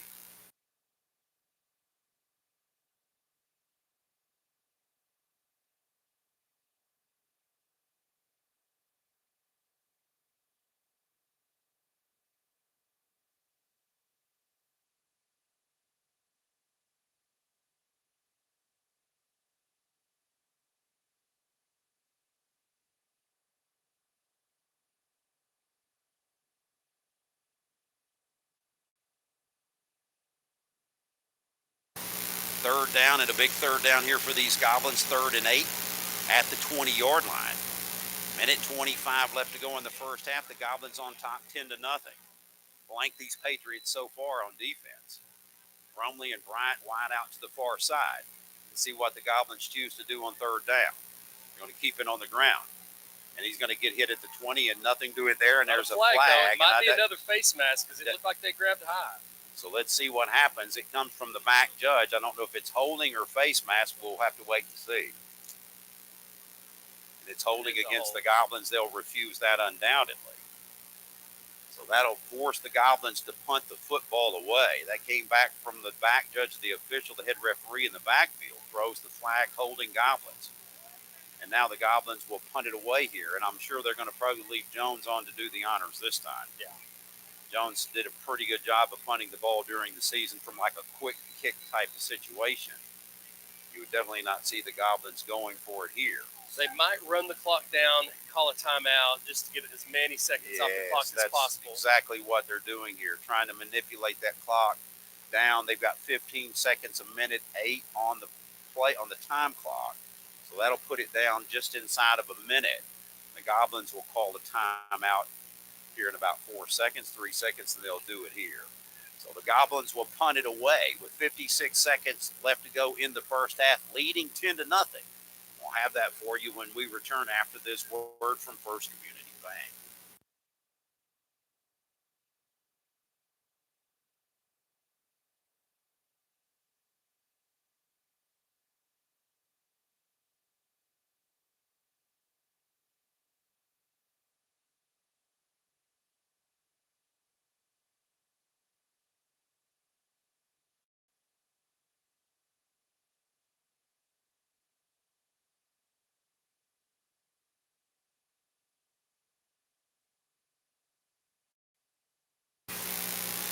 Fourth down and 8.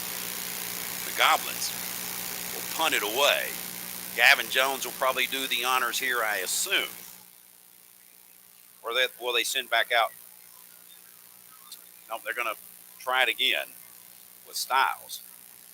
William Styles punted it the last time on a short one here. You don't want to have a short field here with 56 seconds left. No, Styles. He could kick it to their sideline, and that may be what he tries to do. Styles on a low snap. He has it. It's a boot. It's coming backwards. It's going to hit. Be fielded there at the 50. Far side return, trying to get some room, and the Goblins swarm him. He's going backwards. He's going backwards. He's continually going. Now he's got some room to the far side. Oh, no, he's free. At the 50, they finally bring him down at the 37-yard line on an enormous run. You just saw when he wheeled around there, nothing but red shirts. So a really good return there. Looked like a fire drill at first. It was crazy. Well, the advantage is it took 15 seconds. Yes. So at least he took 2 plays away from their offense, or at least 1 play away from their offense. But what a great return. What a confident player to give up those yards, knowing if I get to this outside, I'm going to make something happen. He gave up 35 yards at first. Absolutely, and then turned it into something. Turned it into something. So now the ball at the 36-yard line. These Patriots are trying to score and get a double dip here as they get it back at half. 39 seconds. Thompson is going to throw the ball. Thompson has a man. He's got him. Oh, it's complete down to the 8-yard line to the 9, and he gets out of bounds. He was wide open. I don't know if that was blown coverage or what, but nobody there for the Goblins. That ball hung up in the air a long time. It really did. And good route. by number 5, and a nice little. He didn't try to do too much with that throw. He just put it out there and let him run underneath it. So no timeouts for these Patriots. The ball inside the red zone at the 9, first down and goal there for Parkview with 33 seconds left. So not having timeouts, you're probably going to stick with the pass here as much as you can. They'll throw the ball again. They're 50-50 ball, and I believe he caught it. He did. Touchdown. He did. Touchdown Patriots. They score. That was a sweet pass in the corner of the end zone. And there was no defending that. That was just a really good flip and a good catch. And these Patriots score with 29 seconds left to go in the first half. And they're going to try to make it a one-score game here, at a 3-point game. 10-6 the score. PAT coming up here for the Patriots. And that's not what you wanted to have happen there. Give them a little confidence at half, and they get the ball at half. Trying to get the PAT blocked. It's up and good. They'll make it. 10-7 the score. The final 29 seconds of this first half when we return. You're listening to Goblin Football on New Country 102.9.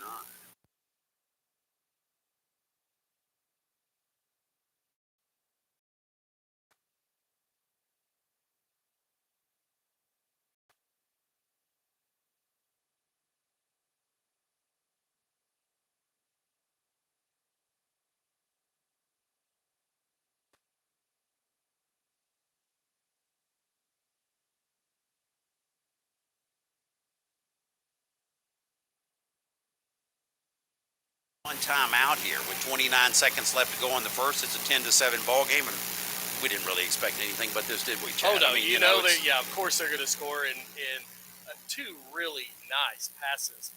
Coverage on that second one, I felt like Ray Bratt did a good job covering that fader out the back of the end zone, caught it one step, catch, touchdown. You're going to have to just continue to compete, because this is obviously a team that's going to score for us. Yes, and the Goblins offense, we are moving the football. That last drive kind of sputtered, but we're just trying to take time off the clock. So maybe a conservative view is not the way to go. Kickoff is a good one. Fielded there at the 15 on the fly. Coming back to the inside, met at the 26, and he's brought down at the 26-yard line. 24 seconds left to go. And, man, what is that? What are we doing? I cannot believe they didn't throw a flag on number 48. He goes down and takes a Goblin with him way away from the play. 35 yards from the play. He tackles one of the Harrison players, and nothing. And he gets up and throws his hands up. I don't know how that actually frees you from any guilt. I guess when you put your hands up, it says I wasn't trying to do anything wrong. I don't think you get penalty or not on what you're trying to do. It's what you were doing. Oh, well. Yeah, so that should have been a 15-yard penalty. But either way, the Goblins, I'm sure here, with 24 seconds, they'll just hand the ball off. Go into half with a lead. Try to stop these Patriots in the second half on their first possession. Jones, waiting the snap. Jones has it. He's going to hand it off to the near side. Freeze has it. Hit there at the 26. And I believe the Goblins will just let this run out. 14 seconds, 13 seconds, and that's exactly what they'll do. We've reached the end of 24 minutes in this football game. Halftime here at War Memorial Stadium. 10-7 the score. The Goblins take the lead into half. 10-7. See what happens in the second half when we return. We'll come back with some first half stats and some scores from around the area when we return. You're listening to Goblin Football on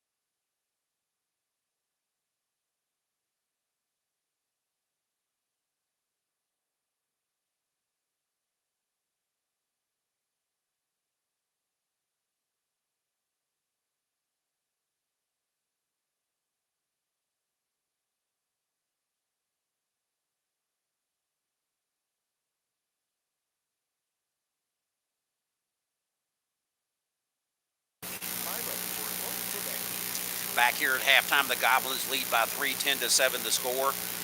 And some really good play by the Goblins offensively, defensively. We're going to get to stats, but let's talk about some scores from around the area. Farmington, Joe T. Robinson tied at 14 at the half. Morrilton leading Hot Springs 13-7. Mountain Home is losing to Benton 21-7. Clarksville over Arkadelphia 13-2. And we're still trying to find the Greenbrier score is the only one we're still waiting on. The score's 12-14. I can't tell who's leading. Yeah, that's weird, isn't it? Yeah, it's at half, 21-14. It looks like they would be because the so. way it's scored there. So maybe that's what we're 21-14. We're still trying to verify exactly who's leading there. But probably as far as overall stats are concerned, I mean, we don't keep up with time of possession. Obviously, the Goblins' time of possession is help. The worst thing that could have happened at the end of that, giving them some momentum, giving them a touchdown, and then they get the ball back here, and we have to kick it off yet again to them and try to, so it is really a scenario here where the Goblins can lose this momentum very quickly or they can gain it back. Now, Chad, we have seen this where at least the latter part of the season, these Goblins have faced adversity of the first of the season. They wind up beating themselves. They score, they fumble the ball, they kind of get down. We've seen them the last couple of games. They've overcome this adversity. They're still up 10-7, but certainly some adversity at the end of that half. You got to come out and you got to keep that mindset of that we can play with these guys. We're going to bring it to them in the second half, make those adjustments. You know they will across the ball. But this is a ball game, and there's no question people were saying, do you think the Goblins can hang with this and can win this ball game? Absolutely, and it proves that we can. No mistakes so far. No mistakes on this side. Got the turnover. Defense is playing well. Can't really blame the defense too much there because they're on a short field and some really good passing in the pass in the end zone by Thompson was fantastic. It was a great play. So when it's all said and done, the Goblins are looking at a game that they're in. It's a low-scoring game, which we like that part of it as well. It favors the Goblins there. When all said and done, the Goblins needs to come out, do what they're doing. What adjustments do you make it at? I mean, do you do anything other than just fire them up and keep them down? Yeah, I think you have to feel good about the way you played the first half, and I feel like the coaching staff is going to talk about here's the strategy for how we're going to play the second half versus we're going to make major changes. Here's what we're thinking. I think it's one of those. Let's take care of business. Let's do the things we've been doing. Let's play solid. You do know Parkview's going to come out and throw the ball more because they had a little success there. Yes. They're not a big gambling team, but that's what they realize that's going to be what they need to do. If you look at the half statistically, the Goblins had 142 total yards of offense, 40 yards in the air. Gavin Jones was 3 for 4 for 40 yards. And then on the ground, 102 yards rushing. Jones had 66 of those yards. McNutt, 22 of those hard-fought yards off of 8 carries, and he had the touchdown. Then you had Eddings added 8 and Hale added 6. For Parkview only had 81 total yards of offense, but they were big yards at the end, those 42 yards rushing, and then the 39 yards passing. They attempted 6 passes. They only completed 3 of them, 1 of them for a loss. So those last 2 completions were big. In reality, it was the punt return that was the difference maker in the first half, which is why we try not to kick it to them. Because they have big playmakers in their punt return, their kickoff return. They've got big playmakers that can spread you out across the field. And that's the way. That's the one bugaboo that gets you in trouble more than anything else is those big plays, especially with the Goblins methodically marching it down the field, holding them on defense. You don't want those big plays, obviously, but a sign of hope here for the Goblins of being able to play good defense against these guys, shutting down the outside, sealing the edges, everything looking good so far, taking lead in halftime. 10-7. Didn't expect that. I don't think many people did, but you can tell they built some confidence. Now, from the right off the front end, we hear Coach Tice used to say this all the time: first 5 minutes of the first half, first 5 minutes of the second half. Those are the 2 biggest critical points of the ball game. So with the Goblins, they need to stop them on this first series. If they come back and they score a touchdown and it's 14-10, now all of a sudden game plan's different, your mentality's different, your confidence down a little bit more. So first 5 minutes of the second half will be big. And that's one of the reasons I like they're getting the ball, because you want your defense on the field. It's the best part of your game is your defense. You want your defense on the field. You want your defense out there setting the tone for the second half.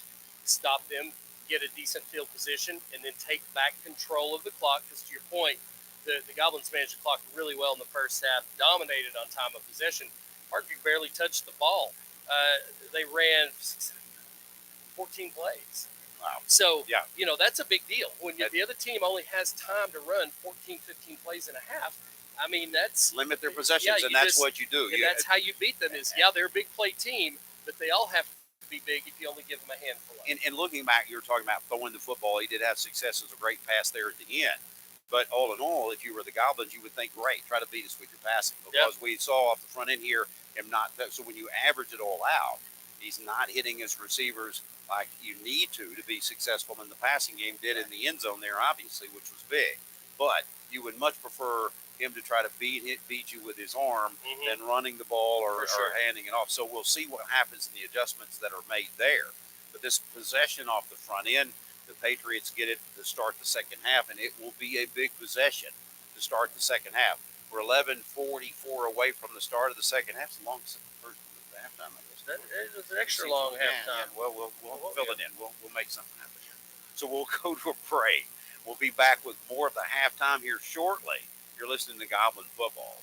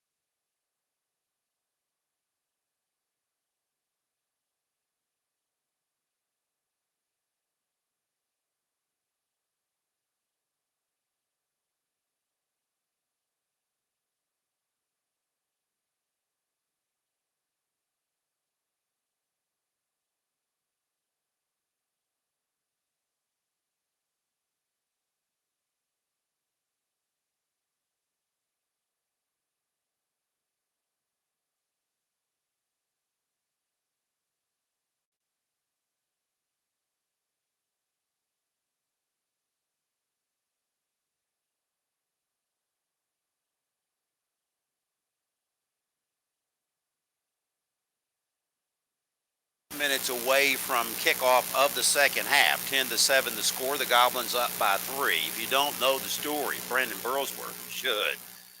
Young man that brought himself up and just made it, well, what a story. I mean, just watch the movie Greater. Watch about this young kid. We had the ability to watch him grow, and to me, I had the privilege of calling the games, watched his games, watched that kid bud, and then walks on at the university. Has one scholarship at Tech. He turns it down. His mom had to pay for his school because he said, Mom, I promise I'm going to get a scholarship. And bless her heart, she did. Mortgaged her house to get him to pay his tuition. Not only winds up getting a full scholarship, not only winds up being an All-American and a starter, but winds up getting drafted by the Indianapolis Colts. Had a chance and was going to start that year as a true rookie, which is stunning on the offensive line to do that, and then died tragically in a car wreck. And the city of Harrison was totally transformed after that. We saw this kid, and by far probably the best athlete I would think to ever come from the state of Arkansas for sure. When it's all said and done, the most successful. Yeah, he was the best athlete, and I remember talking to the U of A coaches when he was playing that they were able to change the fundamental way they blocked plays because of him. So they're able to do things that a lot of times you have to do with two players. It was amazing what he did. The first time I met Brandon, I was umpiring a baseball game when he was in Babe Ruth, and he said, "Didn't you catch in college?" And I said, "I did." And I didn't know how he knew that, but he knew that somehow. Would you want to work with me sometime? I'm thinking just ambiguously sometime in the future. I said, absolutely, Brandon, I'd love to. How about right now after the game? So I umpired a game and then stayed there about an hour and a half while I was working with Brandon. I said, he meant now. Yeah, I want to get better today. Well, what else do you expect with him? That's what he meant in everything he did. I don't mean I want to get better at some ambiguous time in the future. I want to be a better 15-year-old catcher this minute, this moment, which was funny. Well, it's interesting because some people would call that OCD or whatever you might say, but I call it attention to detail, and that's what he was. Dedication to being good at something. Absolutely, and that really is. It shows that you can take someone who is totally dedicated with fairly average overall genetics and make something into something that he did. And so what a beautiful story. I'm always and forever be moved by Brandon Burlsworth in that story. I wish that at my age I could live up to the character that he did at a very young age.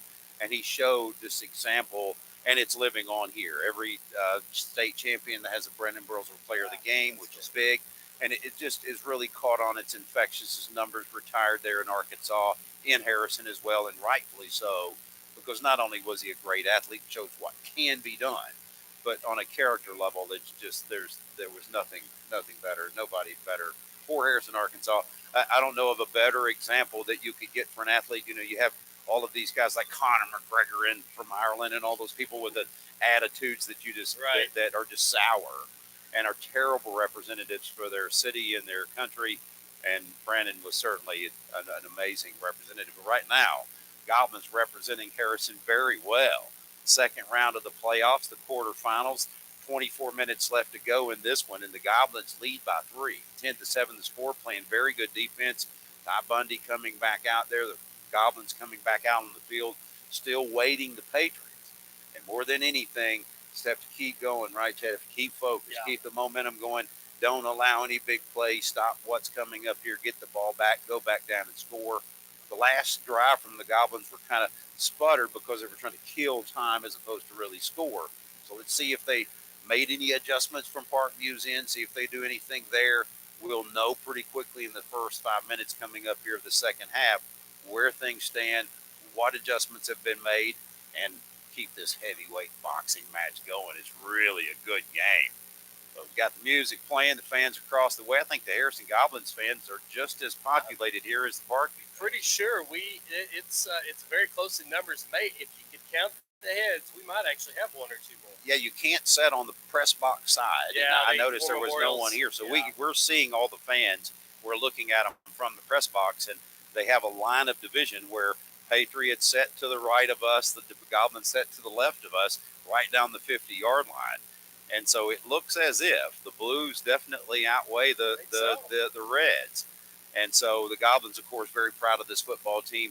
I know you and I are. We've seen this team, and Coach Keelan, the bench talk, he said, He said, "Yeah, well, we're okay with the with okay with the performance. They can get better, that sort of thing." oh, That's yeah. a coach there, isn't it? That's totally. It's a coach. But you're always wanting to get better. But that team we saw last week playing well, gelling together, doing everything right tonight. First half, 24 minutes, doing everything right. This defense doesn't need to get down. That touchdown was kind of a fluke. I think they had some room to run down there and had a short field to work with, and threw the ball, and he got made everything happen.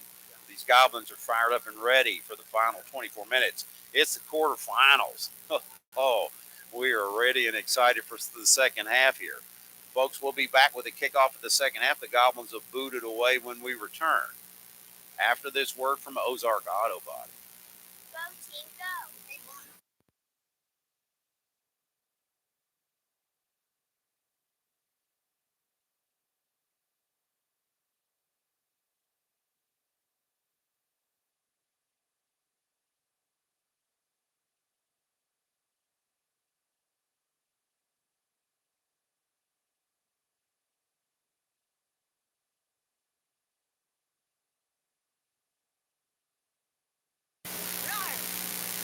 So these teams coming back out on the field. They'll add 3 minutes to the clock here. The Patriots coming back to the delight of their fans.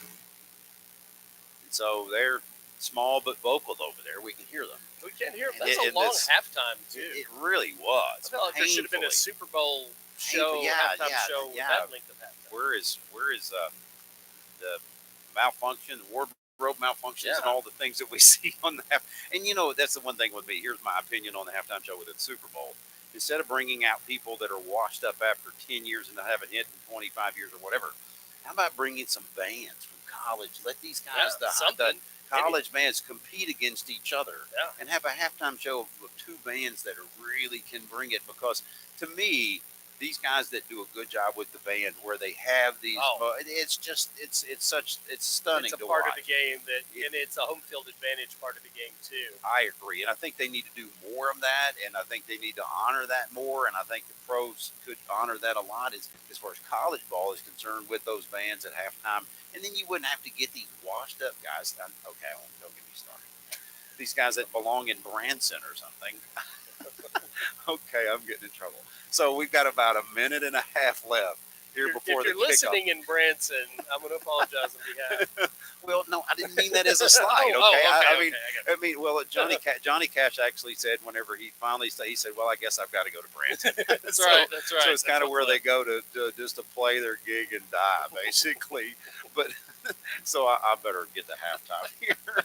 So with a minute 19 before the kickoff. And we'll be back with it after this word from Valines Electric.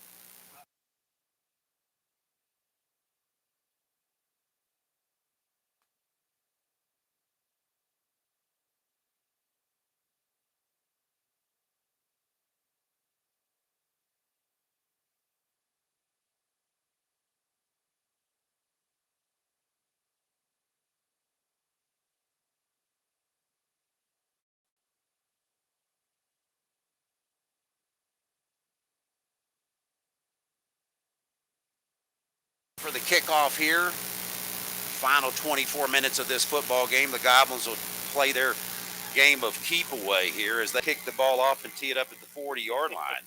And that's about all I can say is that we've got to play keep away. Yeah, we do, and you saw that with the punt return, and that's why you do that. I know it's frustrating as a fan to watch, but gosh, that's the one part of the game that's so hard to control, which is what makes it fun.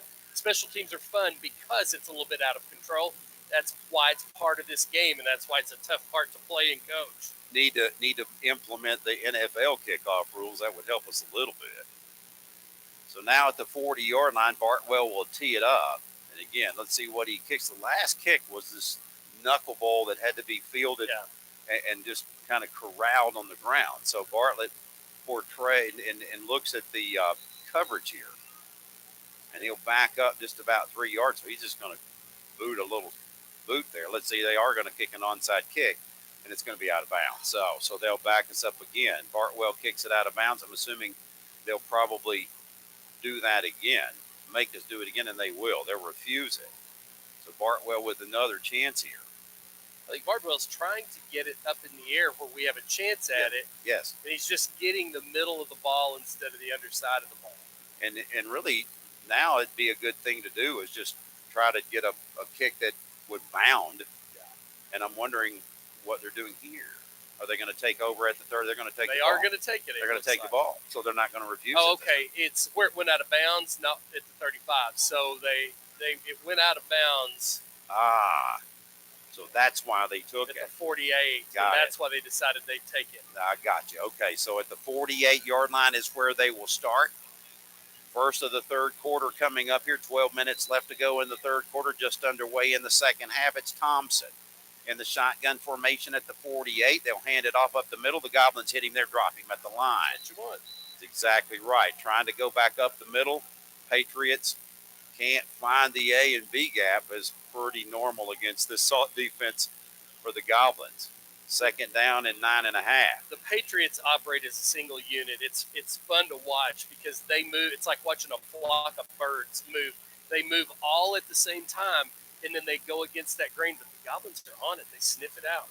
2 wideouts to each side. There's a man and there's a flag. And I'm wondering what's going on there. Is it too many men? That came from the official. And let's see what's going on. Illegal participation, and they're going to call against the Patriots. So that's going to cost them 5. I think they huddled and then broke the huddle with 10 and brought a guy in from the sideline. Gotcha. Okay, that'll do it to you every time. Yeah, it really will. Got to have the right numbers in there. And the referee caught it. Yeah, they did. You have to have 11 if you huddle that break, and you have to have 7 on the line of scrimmage no matter what at all times. Those are 2 hard and fast rules of offense. So second down now and 15. They'll hand it off up the middle again. He gets a little room, tries to bounce it outside. Being contained there, and good job by the Goblins swarming Sky Lee there. Closing from the position, Noah Morris as well. Noah Morris came a long way to make that play and played it really well. But Sky Lee's just one of those players that he plays strong and he plays fast. And you couldn't get outside of it. He plays inside out, and they just couldn't get away from him. Trying to make it 3 and out of the Goblins. Defense is third down and 11 now. Ball at the 47-yard line of the Patriots. They'll come to the line of scrimmage. They'll need to get to the Goblins 42 for the first down. Thompson in the shotgun. 4 wides, 2 to each side. He'll throw the ball. Being pressured, he's not. There it is. Ball is in the air, and it can't come down with it. Eli McNutt slams him to the ground. Eli McNutt puts all of his weight on top of him. That brings up 4th down and long, and I think they'll punt it away here. Eli McNutt making his presence known. As soon as he let that go, if he would have got there a second earlier, that would have been a fumble. Yeah, he was lucky there, and the ball stuck up in the air, but it didn't go far enough to really be playable by anyone. McNutt went through 2 people to get to that on that stunt, and just made an outstanding play. Ryan will be the deep back. Patriots line up to punt the ball. At the 35, and he'll boot it away. It's a straight up punt. Everybody needs to get back. And it takes a Patriot roll. Now comes back the Goblins' way, and it'll be down at the 25. So that ball was kicked a mile in the air and about 30 yards deep. And so the Goblins, I don't know if that was a planned punt or he just got it booted up. That was a pro hang time for about a 28-yard punt. It wasn't a pro punt. Very true. But it was up there. And, I mean, that may have been intentional because the Goblins have pretty decent punt returners too, and that gets them downfield and prevents the return. The Patriot defense is on the field. The Goblins work their way to the line of scrimmage, the ball at the 26-yard line. They did their job on defense to get the ball back. 3 and out go the Patriots. And now the Goblins have the ball on their first series of the second half. 10:26 left to go. 10-7 lead, a 3-point lead for the Goblins. Hand off. It's McNutt, or check that. I think it's Hale with the call. And Isaiah Hale gets up to the 29. So Hale is the ball carrier. He gets 3. So it'll be second down and 7 for the Goblins. The ball at the 29, and you can get that every time you keep doing it. Yep. That's how the Goblins survived the first half. They got 3, 4, 5 yards and moved the ball up and down the field. And those are the kind of numbers that this offense is designed to get. So now far side, it's Bryant split out. Brumley to the near side. That's the short side of the field. Snap. You'll hand it off to Hale again, and Hale gets stacked up at the line of scrimmage. Nothing doing there as that defensive line got great penetration on that play. And straight backwards goes Hale. So they tried to run the ball yet again. Now it brings up 3rd down and 7 for these Goblins. Good on 3rd down conversion so far in the first half. See if they can do it here in the second half. Patriots starting a little more vertical than they were in the first half. They played a little more backwards than they're playing right now, which will give us some passing opportunities. Ball at the 29-yard line. The Goblins lead 10-7. Jones in the shotgun, 2 wides to the far side. Jones with the snap. Jones fades back. He's forced to run. Jones, the pocket collapses, and he gets nowhere. Jones tries to get through that initial line defensively, and the Goblins will be forced to punt it away. So back out comes Styles, and he'll punt it away here after the Goblins go 3-and-out. So both teams sputter on their first series. And now the Patriots will get it back here with 8:45 left to go in the third, trailing by 3. 10-7 the score. The Goblins have the lead here, but they'll have to punt it away after 3-and-out. Styles with the snap. It's a good one. Punt is coming to the near side. It's going to hit. Well, it's going to hit out of bounds. And it's yet another. And it's. I believe it's going to be marked at about the 46. He keeps walking the 45, and now he's finally stopped. It's like that game on The Price is Right, where the music plays and they keep walking and just keep going they keep and going. walking and walking. And like, when's he going to stop? And we end up with a 16-yard punt. Yeah, again. And I understand trying to kick it away, but on the punt, you only have one back. Yeah. So why not just go ahead and punt it a little deeper away from him? But I think Styles can kick the ball a little further than that. But either way now, your defense comes out here, ball inside of their territory. Ball at the 44 of the Goblins. Patriots will start there, inside of Goblins territory, 1st and 10.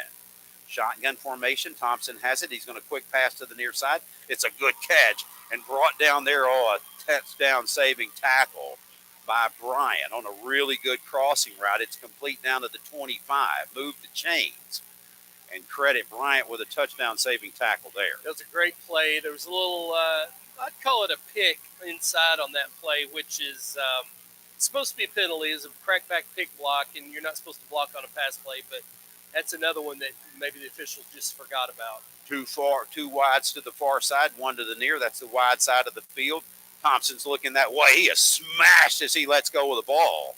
That ball is incomplete, and man, I think it was Freeze that hit him. Xavier Freeze smashed him in the face.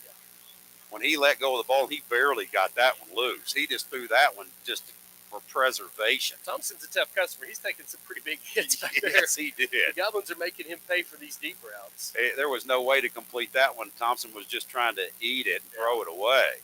Now, 2nd down and 10 for the Patriots as they come up to the ball at the 25 of the Goblins. Clock stopped at 8:01. Left to go in the third. They'll hand it to the near side, trying to get to the outside, and cuts back to the inside. Bryant brings him back to the middle, misses the tackle, but he's finished off there by Freeze and Peyton Reese. So 3rd down now and 4. Ball at the 19-yard line. Goblins defense rears up here for a 3rd down attempt.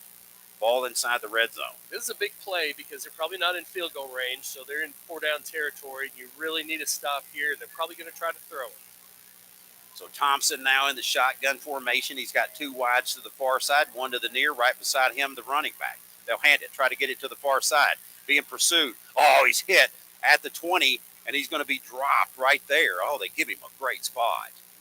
They'll call it a 1.5 yard gain. I thought he stopped for none. But they're going to put the ball down at the 17 or call it the 18-yard line. So it'll be 4th down and a long 2 or a short 3, depending on how you look at it. Now, the Patriots come out here, they'll go for it. They're not kicking a field goal. Nope. They're going to go for it on 4th down and another huge 4th down for this Goblin defense. Clock's on the move. 6:50 left to go in the 3rd. Goblins up by 3, 10-7. Patriots come to the line of scrimmage with 4th down and 2. Thompson in the shotgun, 4 wides, 1 to each side. They're going to throw the ball. Thompson going across the middle. Oh, it's long. And the Goblins hold again. Ty Bundy puts pressure on the quarterback. Incomplete pass. I believe the pressure caused him to throw that ball just a little quick. And credit McNutt and Freeze for hitting him earlier. And Bundy's footsteps probably sounded like an elephant after you get hit a couple times like that. When you hear Ty Bundy closing in, this going to feel any better than those other ones. And Ty, knowing Ty's personality, he's probably talking to you. Oh, yeah, he's every word's being said. He's Here I talking am. to you. Well, and the quarterback, their quarterback, he's a good quarterback, has a really quick release, but he's pretty inconsistent because he gets rid of it so fast it pops out of his hand. And Goblins cannot take advantage of yet another decent field position and another opportunity to take up a lot of time. The Goblins, after 3 and out on their first possession, tried to make the magic happen here. Hale gets the ball, keeps his feet moving, and look at Isaiah Hale. Yards after contact, 8 yards after contact for Hale. And he's very near the first down. They're going to call him short by about a half a yard. So second down and a half a yard. The ball setting at the 27 and a half. The Goblins need to get to the 28 for the first down. Hale turns a 5-yard run into a 9-yard run with some good footwork, a little spin move, and just motivation, just a little desire in those feet. Offensive line comes up, gets ready. Shotgun formation. Jones waiting for it. 2 wides to each side, 1 to each side. Hale has it, gets the first down and more, up to the 37. Isaiah Hale with a nice little run, picks up 7 on the carry, enough to move the chains. And the Goblins doing exactly what the doctor ordered here. Keep the ball, move the ball, keep the ball in possession of you, and then stop them on defense. Goblins have a lead, and they're trying to increase it here. You know, I just don't think a 3-point game is going to be. No, we're you going to have just to got score. to keep scoring. And Denver Wool did that. He created that play. He got the ball to Jones and then stood his guy straight up, created a hole to drive a truck through. Wool gets the salty sophomore award this year for sure. Shotgun formation, they'll keep picking on that center, that B gap, and they'll get 2 with McNutt. McNutt gets over the 40-yard line, picks up a couple. Hardly ever do you see Eli McNutt getting stopped for negative yards or none. Yeah. McNutt's earning his yards now. He's working hard for those. Yes, he is. And they're using him at the right time and the right way, though. They're putting him in situations where they really have to respect this run, especially McNutt, to give us that C gap and outside opportunity. See if they try to play action, single coverage on each side, receiver split to each side. McNutt will get it again. McNutt hits the hole. McNutt gets to the 40, give him maybe a yard. So it'll be third down now. Ball at the 41-yard line. The Goblins just content to run it here. Eli McNutt, the last man to get up. No, I checked that. They're pulling one of their guys up. That's number 50. And Farsi on the tackle. And they don't have a weight on him, but he's testing the weight limit out he's there. He's got a bunch of them, whatever. He's got a bunch of pounds, whatever they are. He's a big boy. Yeah, these are big dudes. Their defensive line, and they're physical. They're big, but they're quick too, which makes it more physical than you think. 4:15, the clock's on the move. The Goblins have the lead 10-7. Third down and 7. Ball at the 41. Jones will throw it. Jones got the pocket. Jones is going long. Man it's coverage. Brumley. He's got a completion down to the 25. Lucas Brumley successful again as Gavin Jones hits him in double coverage. And Brumley stops, waits on the ball, catches it, says thank you very much, and he comes to the sideline, gets a break. Brumley beats his chest as he comes to the sideline. He's a dog. That kid is a dog. 36-yard gain. They ran the motion, saw that they were getting man coverage. Brumley runs that crossing route over the top. They sort of dropped that safety back in protection, so I'd say it's a cover 1 man coverage. But they play so tight. Brumley just got a couple steps behind him, and Jones saw it and threw it over both those guys. He could fly. Man on each side, wideouts, new life for the Goblins. Ball at the 25 of the Patriots. McNutt gets the call again. McNutt bounces outside, gets a little room, and there's a flag. And I believe there's going to be holding coming up here as Eli McNutt bounces outside. That'll cost the Goblins 10 on the hold, it looks like. Well, the good news about that, though, is now at least they recognize what holding is because they haven't seen it yet. Now they know, so maybe we can get a few more holding calls later. Now the Goblins will back up here on that holding call. That's never good. So, boy, that backed them up quite a bit. Must have been at the line of scrimmage, I assume. Right at the line, I think it was, when they drew the flag.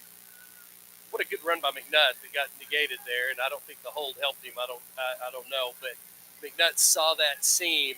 He hit the hole that was made for him, and he bounced outside and picked up another 7 or 8 yards. So now Jones under center, first down for these Goblins. First down and 20 after the hold. Ball at the 35 of the Patriots. Jones will throw it. He rolls this way. He's going to look. He's got to turn the other way. Jones on the run. Jones has got a little room. At the 30, Jones gets back up almost to the original line of scrimmage. 4-yard gain for Jones, but about a 50-yard run. Yeah. He had to work hard for those. Overall pace, I mean, in distance, he ran about 50 yards to get 4. Yeah, he did. And then a good play, and McNutt filled there and gave him that block that gave him the opportunity. The offensive line did a pretty good job of holding their blocks. Jones gets back, finds the seam, gets some positive yardage. Now we got 2nd and 12. It's manageable. Time of possession favoring the Goblins here in the third. 2:30 left to go in the third. The Goblins controlling the football. The clock's on the move. 2nd down and 12. He'll throw the ball. Jones has got time. Oh, he's hit as he throws, and that is almost intercepted. Woo, that was close. Yeah. Jones gets hit right as he throws. Ball flies up in the air, and I'm surprised that wasn't picked off. I don't know if the defender saw it. It fell right in front of him. Yeah, I don't think it. It's one of those things when you're running the play, you don't look straight up in the air for the ball. Nobody may have seen it because it popped up pretty high. And it fell right in front of him, and he was kind of shocked that it was there. So now these Goblins coming up on 3rd down and 12. Ball sitting at the 28-yard line, and Jones waiting the snap. Jones got it. Shotgun formation. Snap is there. Pass is all McNutt. I believe it's caught. McNutt catches it, and they're going to try to say it's incomplete, but the official says that it's caught. I thought it skipped too, but maybe he got underneath it. Well, the Patriots fans are going crazy on that sidelines. They're saying watch it, but that you can't go to the video replay here. No, that's not going to happen. So no, McNutt got underneath got it. That's just a good play. That's a good play. Eli McNutt catches it. And you can't go to the video replay. Come you on. Can complain this all is you want. High school football, folks. That's a good throw to good catch. McNutt was there. That route was there. It was McNutt all the way. Jones got it out there. McNutt made a great play. 1st down, new life for the Goblins. Hale will get the call. Hale tries to hit the line. He gets a couple. Maybe one, they'll call it now. Creating 2nd down and 9. The ball at the 11. The Goblins lead by a field goal, 10-7. Who would have thought that this game was going into the 4th quarter, a 10-7 game? I know it, but a minute 30 in the 3rd quarter, and I think that's what we've got. I think it certainly favors the Goblins here, doesn't it? It does, and that clock just keeps on running, and the Goblins continue. The ball's in their possession, and they say the best defense is a good offense, and in this case, for the first 3 quarters, that's been true for the Goblins. You want Mr. Thompson to get real cold and stiff over there, the exactly. quarterback for the Patriots. Now, 2nd down and 9, the Goblins have it at the 12. Hale will get it again. Hale bounces outside. He's got some room. Hale bounces up to the 5. Hale very close. He's dragging men up to the 1. He gets the 1st down. Isaiah Hale smelled that end zone. He was trying all he could. He had 3 guys on him, and he kept dragging them. Isaiah Hale shows the strength. And now the Goblins, oh, baby, is that huge. Picks up the 1st down. The Goblins sitting at the 1-yard line of the Patriots. New life, 1st down and goal from the 1. Jack, hello. How about the offensive line for creating a spot? Hale sees the bounce and then takes people the last. Just smashes them and drags them down to the 1, picks up the 1st down. Jones in the shotgun. McNutt beside him. I wonder who will get the call. McNutt gets stacked up at the 1, didn't make it in. Do we see 4 shots with Eli McNutt here? Maybe. Yeah, I don't know why you would do anything different. Yeah. I think you let the quarter run out here, go to the other end of the field and give it to McNutt. Again, it's like I said earlier, it's about players, not plays. Although the way Hale runs the ball, really you could hand it to either one of those guys and you're going to get the same type of result as far as strength and power. Well, that's exactly what they'll do, Chad. They'll let the 3rd period run out, stick up 4 fingers. It's the 4th quarter. The Goblins up 10-7, and they've got it 2nd and goal from the 2 or 1 when we return. Oh, we got to break out the long. I guess you need to maybe take somebody and drive down because it's a 99-yard reversal. Yeah, so we'll be back after this word from Estes.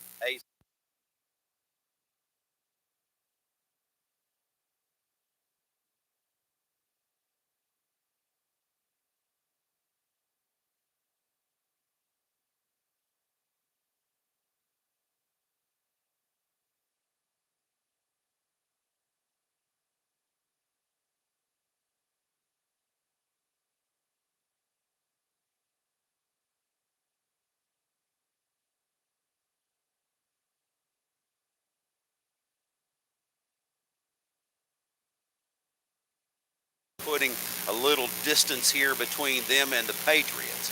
10-7 the score. The Goblins with a chance here to go up 2 scores. If they can punch it in the end zone, they'll have 3 opportunities here. Second down and goal from the 1, you would almost bet that they will not kick a field goal here. They'll go 3 tries here from here. If unless they have penalty or something like that, you're going to see 3 attempts at the end zone. So McNutt is on the near side. It's Hale in the backfield. Well, they need to get that snap off. They had too many men on the field. They could have caught him. Hale gets it. Gets to the end zone. Hale gets close. Stops short. Goblins third down and goal from the 1.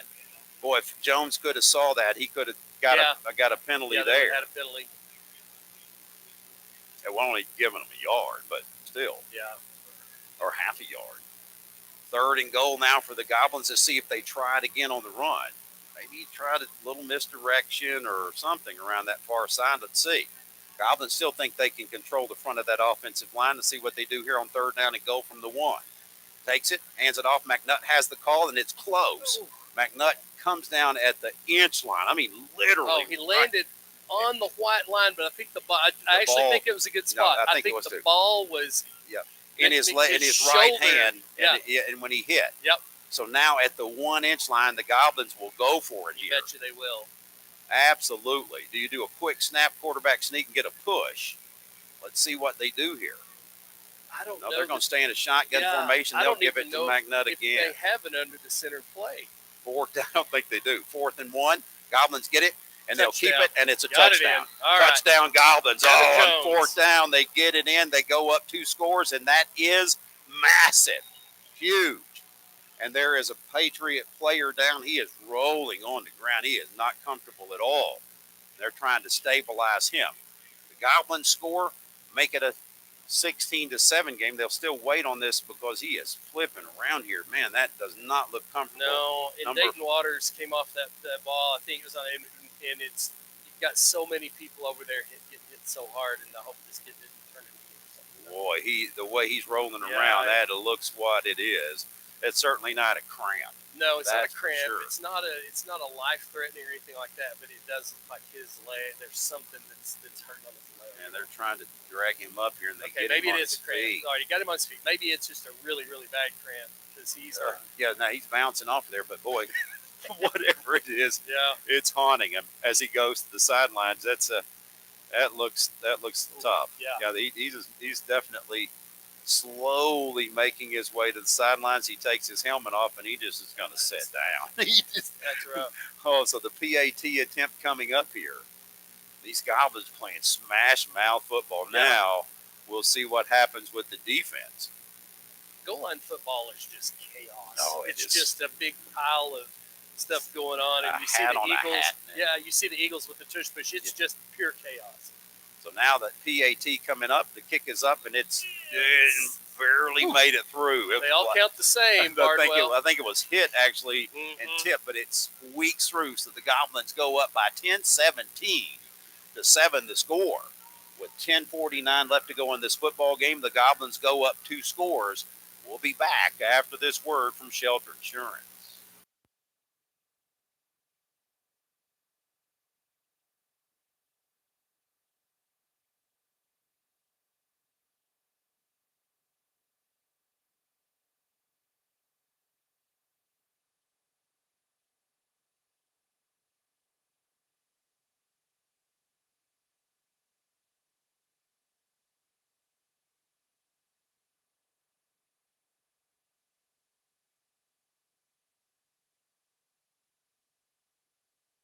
In 17-7. Do you believe in miracles? We may get one here tonight in Little Rock.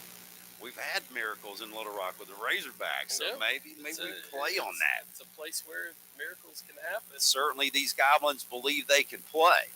Bartwell to kick it off. Let's see what he does here. And he's going to kick off an onside kick, and it goes out of bounds.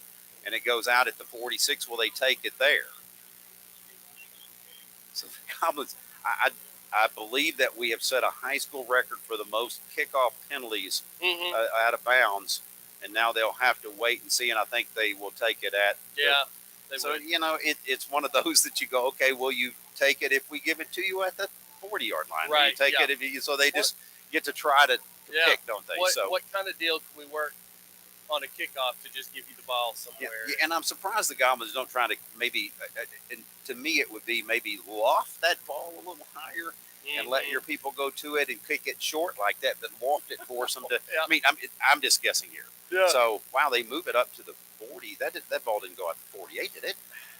Wow. So I guess they're stepping off a penalty from where it went out of bounds. And then we're getting a 5-yard penalty. I guess I'm not real up on the rule on that. So that's what it looks like sure to me. on that. But either way, it starts them inside of Goblin territory at the 48. Thompson, man in motion. They'll bunch the line of scrimmage.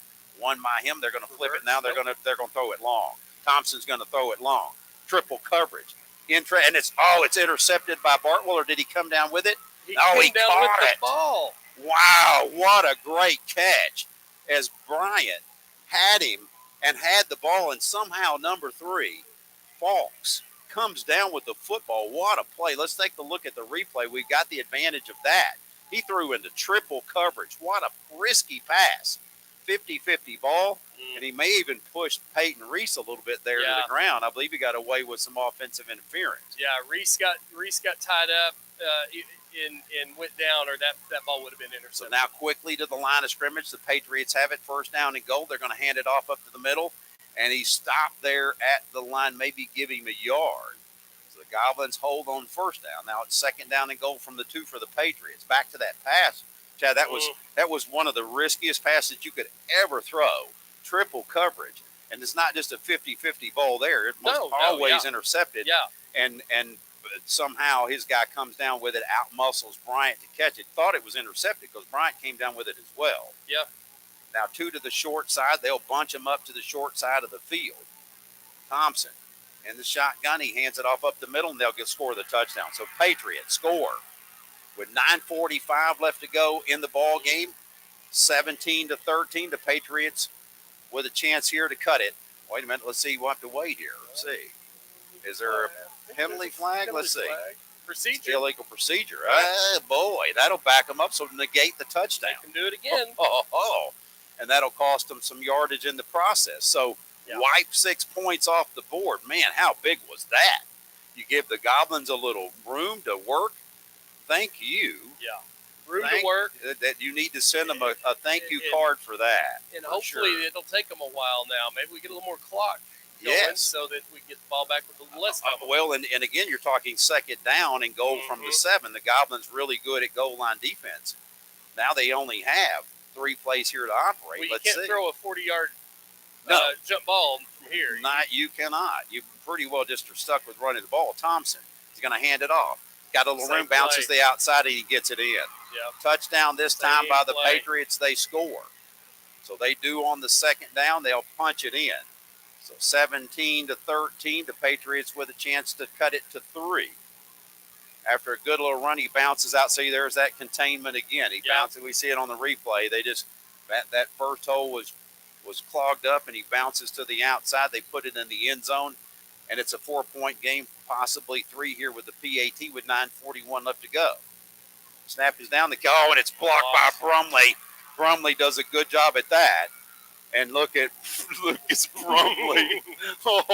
That keeps it a 4-point ball game. That is massive right there by Brumley.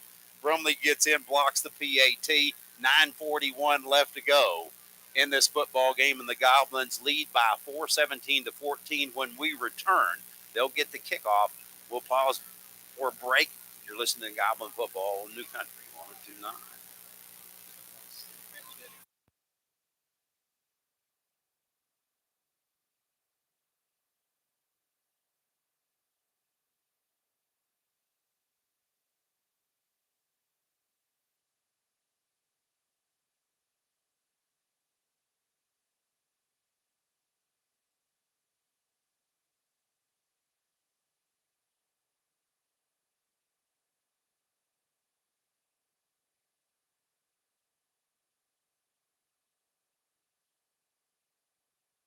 Dog. He's been a dog since he's a sophomore. Yeah. He was so small when he was a sophomore and just got ran over, but he was so tough. And I mean, the Alma game when he was a sophomore, they just beat him down. And I felt sorry for him. This kid is putting on a show here tonight. 2 long passes, a great block on the PAT. It's a 4-point ball game. could very well factor in here. Even though we hadn't seen a lot of field goals, it still could very well factor in. They got to have a touchdown. And the Goblins have it 17-13 lead. Kickoff return, trying to find some room. Morris gets up to the 30 on a good return. So the Goblins start at their own 30-yard line. 9:36, and Chad, the recipe seems to me fairly plain. The Goblins need to continue to move the football, need to continue to hold on to it, milk that clock, not just milk it, but move the ball. Move the ball, and play your game, and score. And if they can take 4 or 5 minutes off of this clock, put it in the end zone, then an enormous amount of pressure mounts on the other side. That's what you want. You want to continue to put the pressure on your opponent, and you just simply do it one play at a time. And this is where the Goblins got to stay with their game. Don't get too conservative. You're not in the point yet where you can control the clock to win the game. You just control the clock to put more points on the board. So Goblins bringing out to the line of scrimmage. They need to hurry. 3 seconds, 2 seconds, the snap. Hale has it, gets to the 31. Isaiah Hale maybe a couple on the carry. It seemed like that play got off a little quick because they were up against the time clock or the play clock. And it was kind of a high snap on top of that. Now McNutt will come in. 9:13 left to go in this football game. The Goblins up 17-13. They work their way back up to the line of scrimmage. Let's see if they just stay with the run game here. Hale is in there. Shotgun formation for Jones. 3 wideouts, a low snap. And they're going to call a procedure. I think they might have had motion on there. Yep, so the Goblins get caught. It'll cost them 5. Like they were setting up a wide stretch play there, or possibly a quick pass. But I think it's going to be like a wide stretch play, a long run, trying to get on the edge. And that may have had some luck there. Now they'll have to pick something else as they gave that one away. Yep. Yeah, it looked good. It started off well, and I liked what I was seeing. It was unfortunate. Now we're probably going to have to go to the air. 2nd down, 13. The ball at the 26-yard line. Jones in the shotgun, 3 wides. Jones has it. He's going to run. Jones has got some room. Jones is at the 40. Jones at the 45 down to the 50. Jones picks up the first down, and they'll mark him out of bounds at the 47. Nice job by Jones running the football. Just tucks it away. Wow, that was big. Picks up the first down. Clock is stopped as he goes out of bounds. 8:42 left to go in this football game. The Goblins up by 4. Closing in on the end of this football game, and the Goblins right now have it in their hands. I'm not sure that's what the Goblins are trying to do. I thought it might have been a play to Hale, but because of the high snap, Jones just played his game and did his thing. 6 seconds on the play clock. Jones needs to get it off. He gets it again. Jones will run it. Or check that. That's Peyton Reese. I believe that was Reese playing quarterback there. It was. So Peyton Reese gets the direct good, snap. Tough run. I'll take that. He ran hard into the defense. Good on Peyton Reese to go out there and just grab the ball and go with it. So it's interesting. Reese is in the ball game. Don't know why that Jones may not be. I don't see him on the sidelines. Where's Jones? Still trying to find him here. Don't know if he's having trouble or maybe they're just trying to switch it up a little bit here. I see him sitting down. Yes, there we go. He is sitting down. They're talking to him. I think they might be talking to him about something. So they'll keep it on the ground here. Hale has it at the 48. He stopped there. So he loses a little bit at the 49. So Jones is still on the bench on the near side. They're talking to him there. It's very unusual for Jones sitting on the sidelines. This certainly doesn't favor the Goblins here. Their starting quarterback is on the sidelines. Peyton Reese into the ball game. The Goblins are just going to let this go as far as they can down. You know, they'll snap it with just a little bit of time left. Jones is still sitting there. They leave him alone.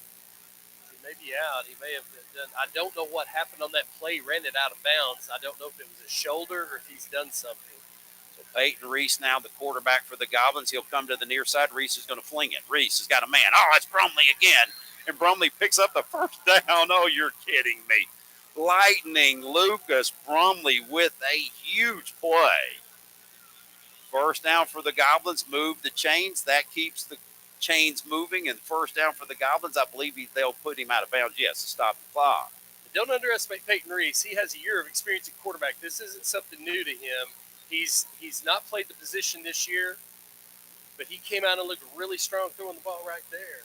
boy, the Goblins, if we can just keep moving this football right now, need to get it in the end zone.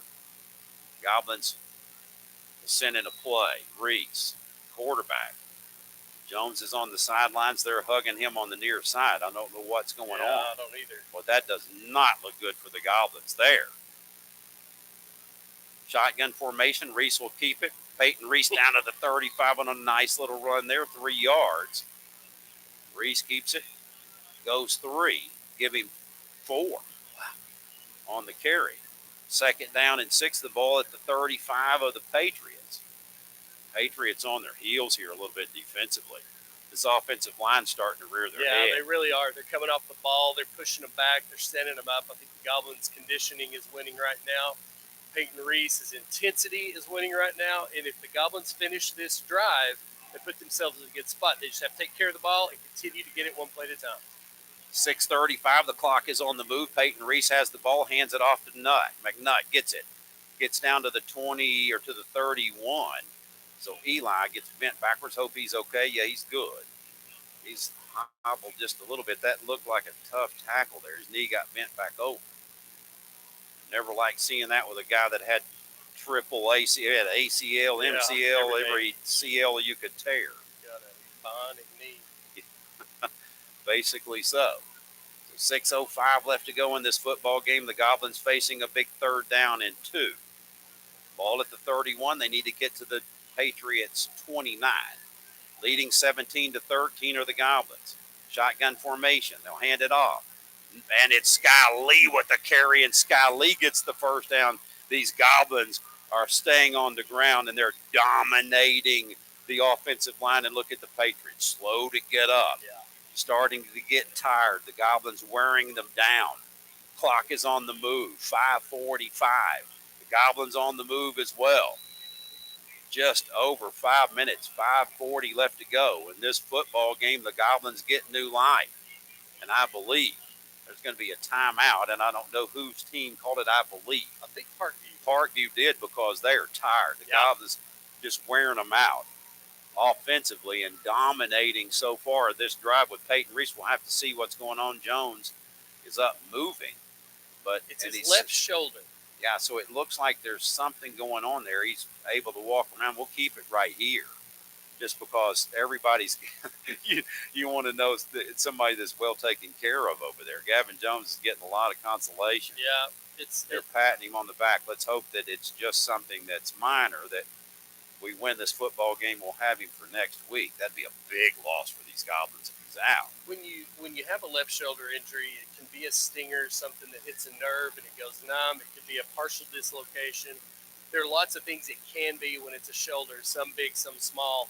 But you obviously don't mess with the major joint of the body, so they're going to keep Gavin Jones out of the rest of this game so he can go get that shoulder looked at. 5:38 left to go in this football game. The Goblins have it 1st down and 10, the ball at the 23. Oh, a high snap, but Reese saves it. Peyton Reese gets down to the 21-yard line, and Peyton Reese on a very tough run, bodies all over the place. Slow to get up, and these Patriots are beat up. Man, they are slow getting off the ground. The Goblins just hitting them in the face right now. They need to keep this up. 5 minutes and 18 seconds left to go in this football game. 2nd down. Ball at the 21-yard line. And you can almost bet that the Goblins are in 4-down territory here. They're in 4-down territory. They're going to take all the time off the clock they can. They're going to play with intensity, but they're going to play with purpose as well. Shotgun formation, 3 wideouts for Reese, the quarterback. Shotgun formation, he'll run it. Peyton Reese. So he's smashed at the 19 after a gain of a yard. So Reese now helped off the ground. Peyton Reese and these Goblins will face 3rd down at the 19-yard line, 3rd and 6, or 3rd and 5, we'll call it. Clock is on the move, favoring the Goblins here, but they need a 3rd down conversion to keep possession. 4:31 left to go in this football game. And you would almost bet that the Goblins would try to go for it on 4th down here, a little far out for a field goal. Shotgun formation, 2 beside him. Reese is waiting to snap. Reese in the shotgun has it. Handoff up the middle. Hale's got it. Hale's real close. Check that. That's Sky Lee. And Sky Lee is very close to the 1st down. Did he get it? Oh, that's very close. Depends on the spot. Let's see where they put it. It's going to be maybe a yard short. Yeah, probably less than a yard. It's going to be fourth in a short one. So the Goblins will let this thing run down here. Play clock is at 22. Time clock is 3:45. Goblins come to the line of scrimmage in the shotgun, 4th and 1. Ball at the 15. Reese looking to the near side. Going to audible, or is he? Goblins take a timeout here, or what will they do?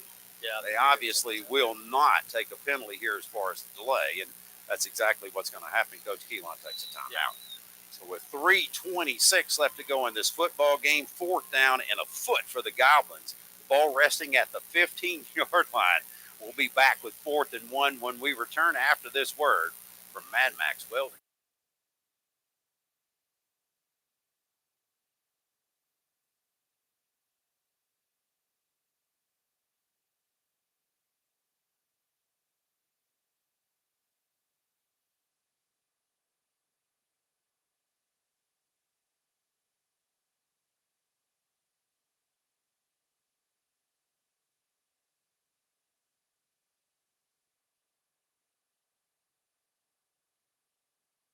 Biggest plays of the Goblins' entire season coming up here with 4th down and a yard, the ball at the 15.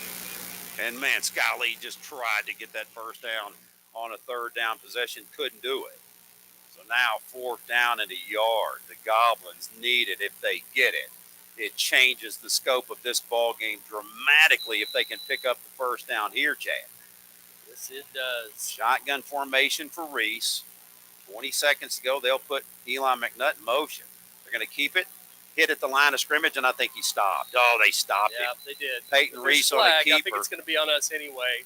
So flag down. Let's see what happens here. Illegal shift. The Goblins, they'll refuse it. Yep. And the Patriots will get this football back with 3:22 left to go in this football game with a chance to try to go ahead. Oh, what a ball game. So the Goblins defense will have to come out. They've got another man down here. Patriots slow to get up.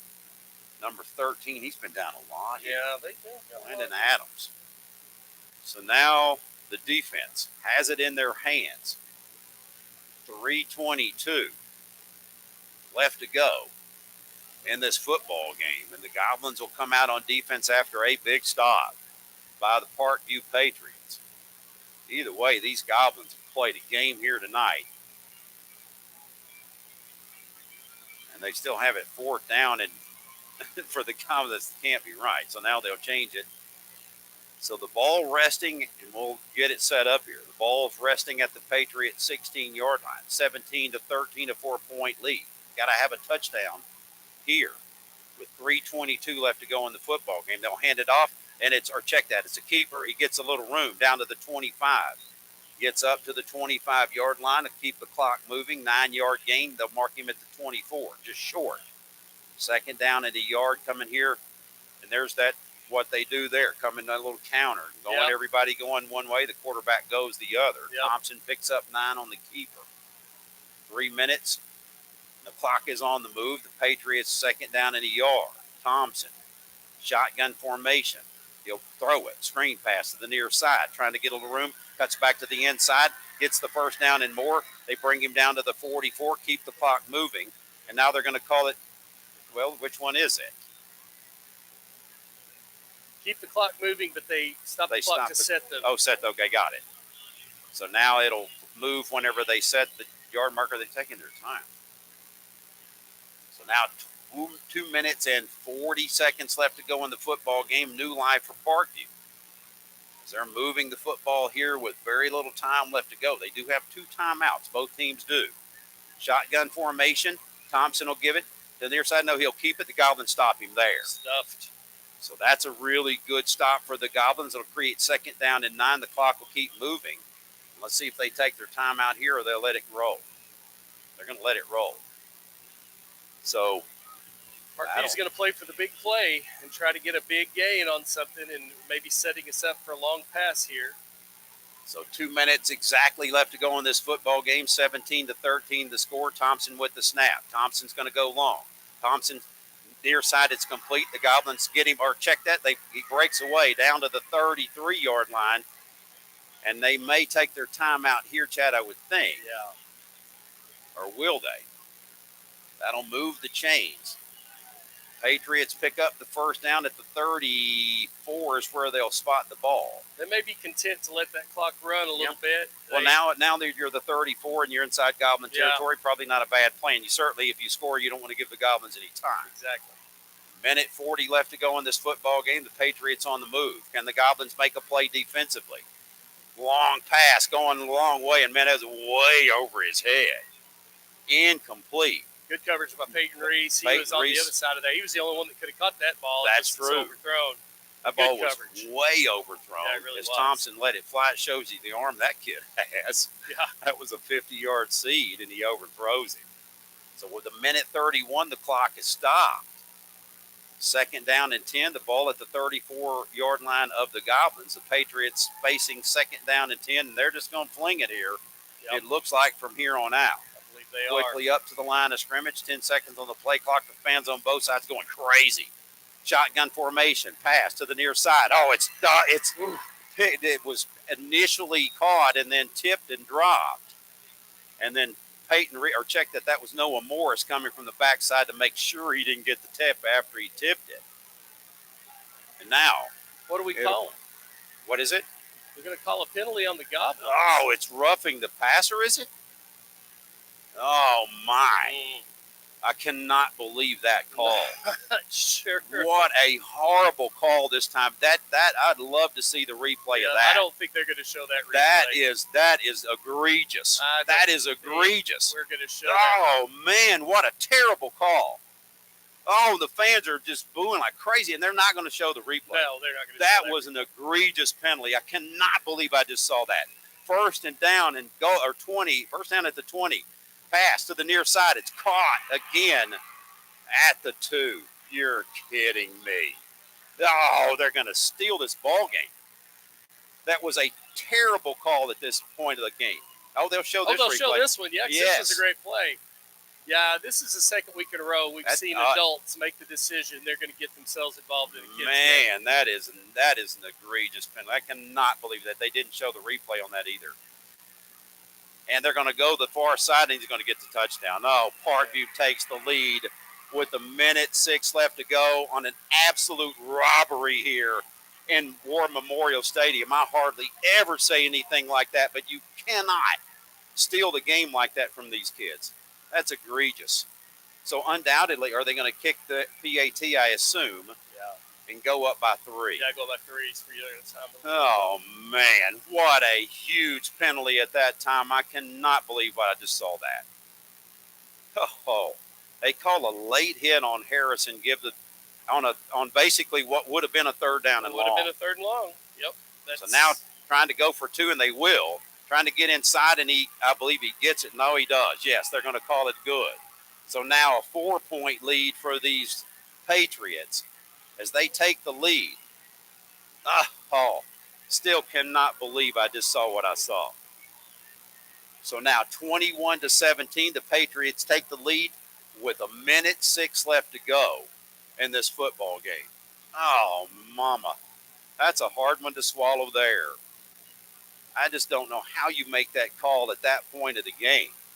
Has to be an egregious foul, Chad, to have that. Yeah, and it's, officials insert themselves in games too much. They do. And in that particular case, you cannot. That would have been third down and 10, and the ball at the 35 or 40-yard line, and you give them first down, new life inside the red zone, and they score. So now these Goblins, their backs against the wall, home cooking and all involved.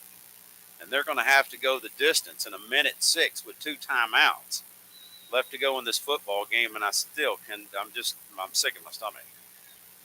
Kickoff coming up here at the 40. They'll kick it long. And Morris,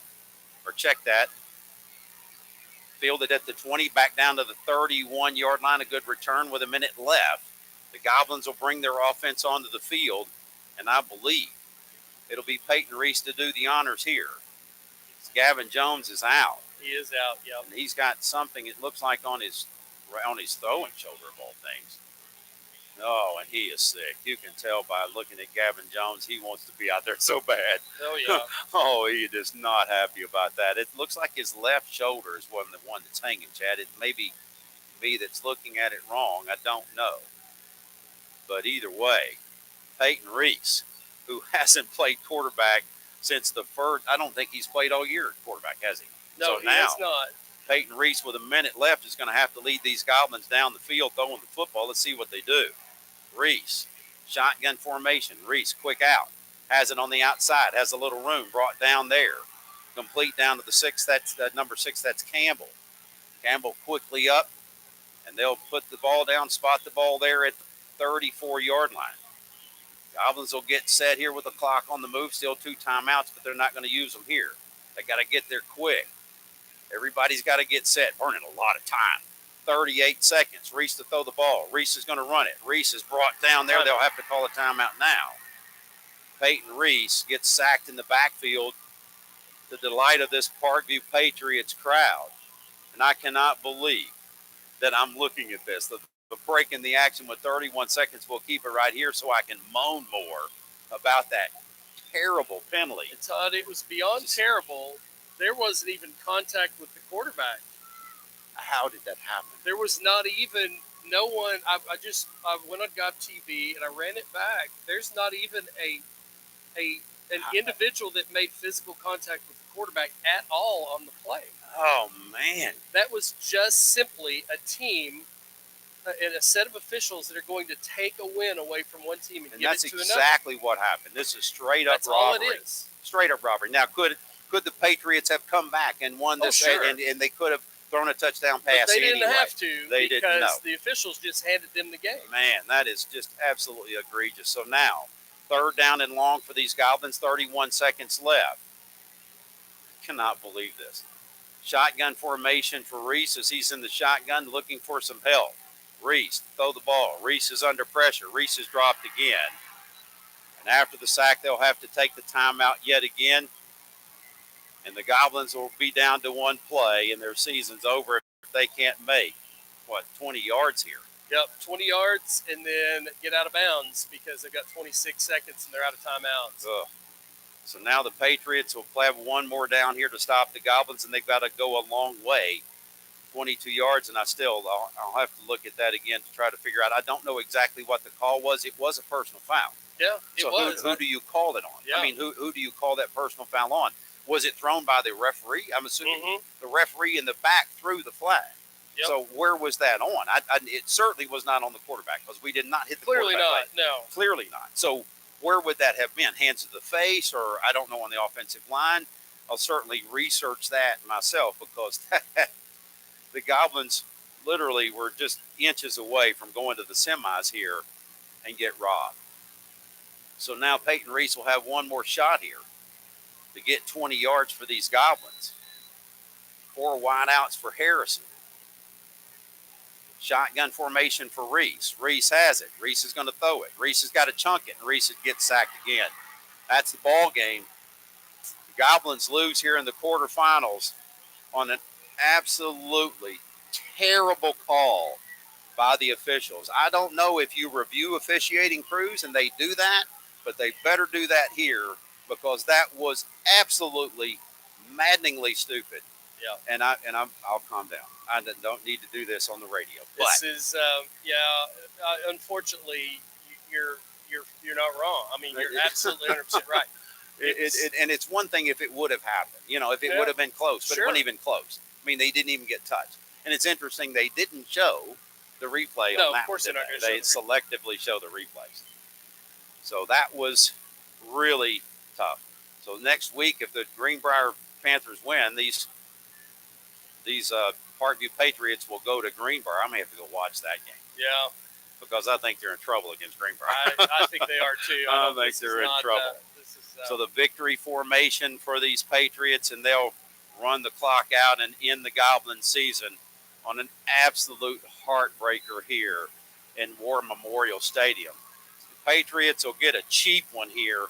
They line up to shake the Goblins' hands.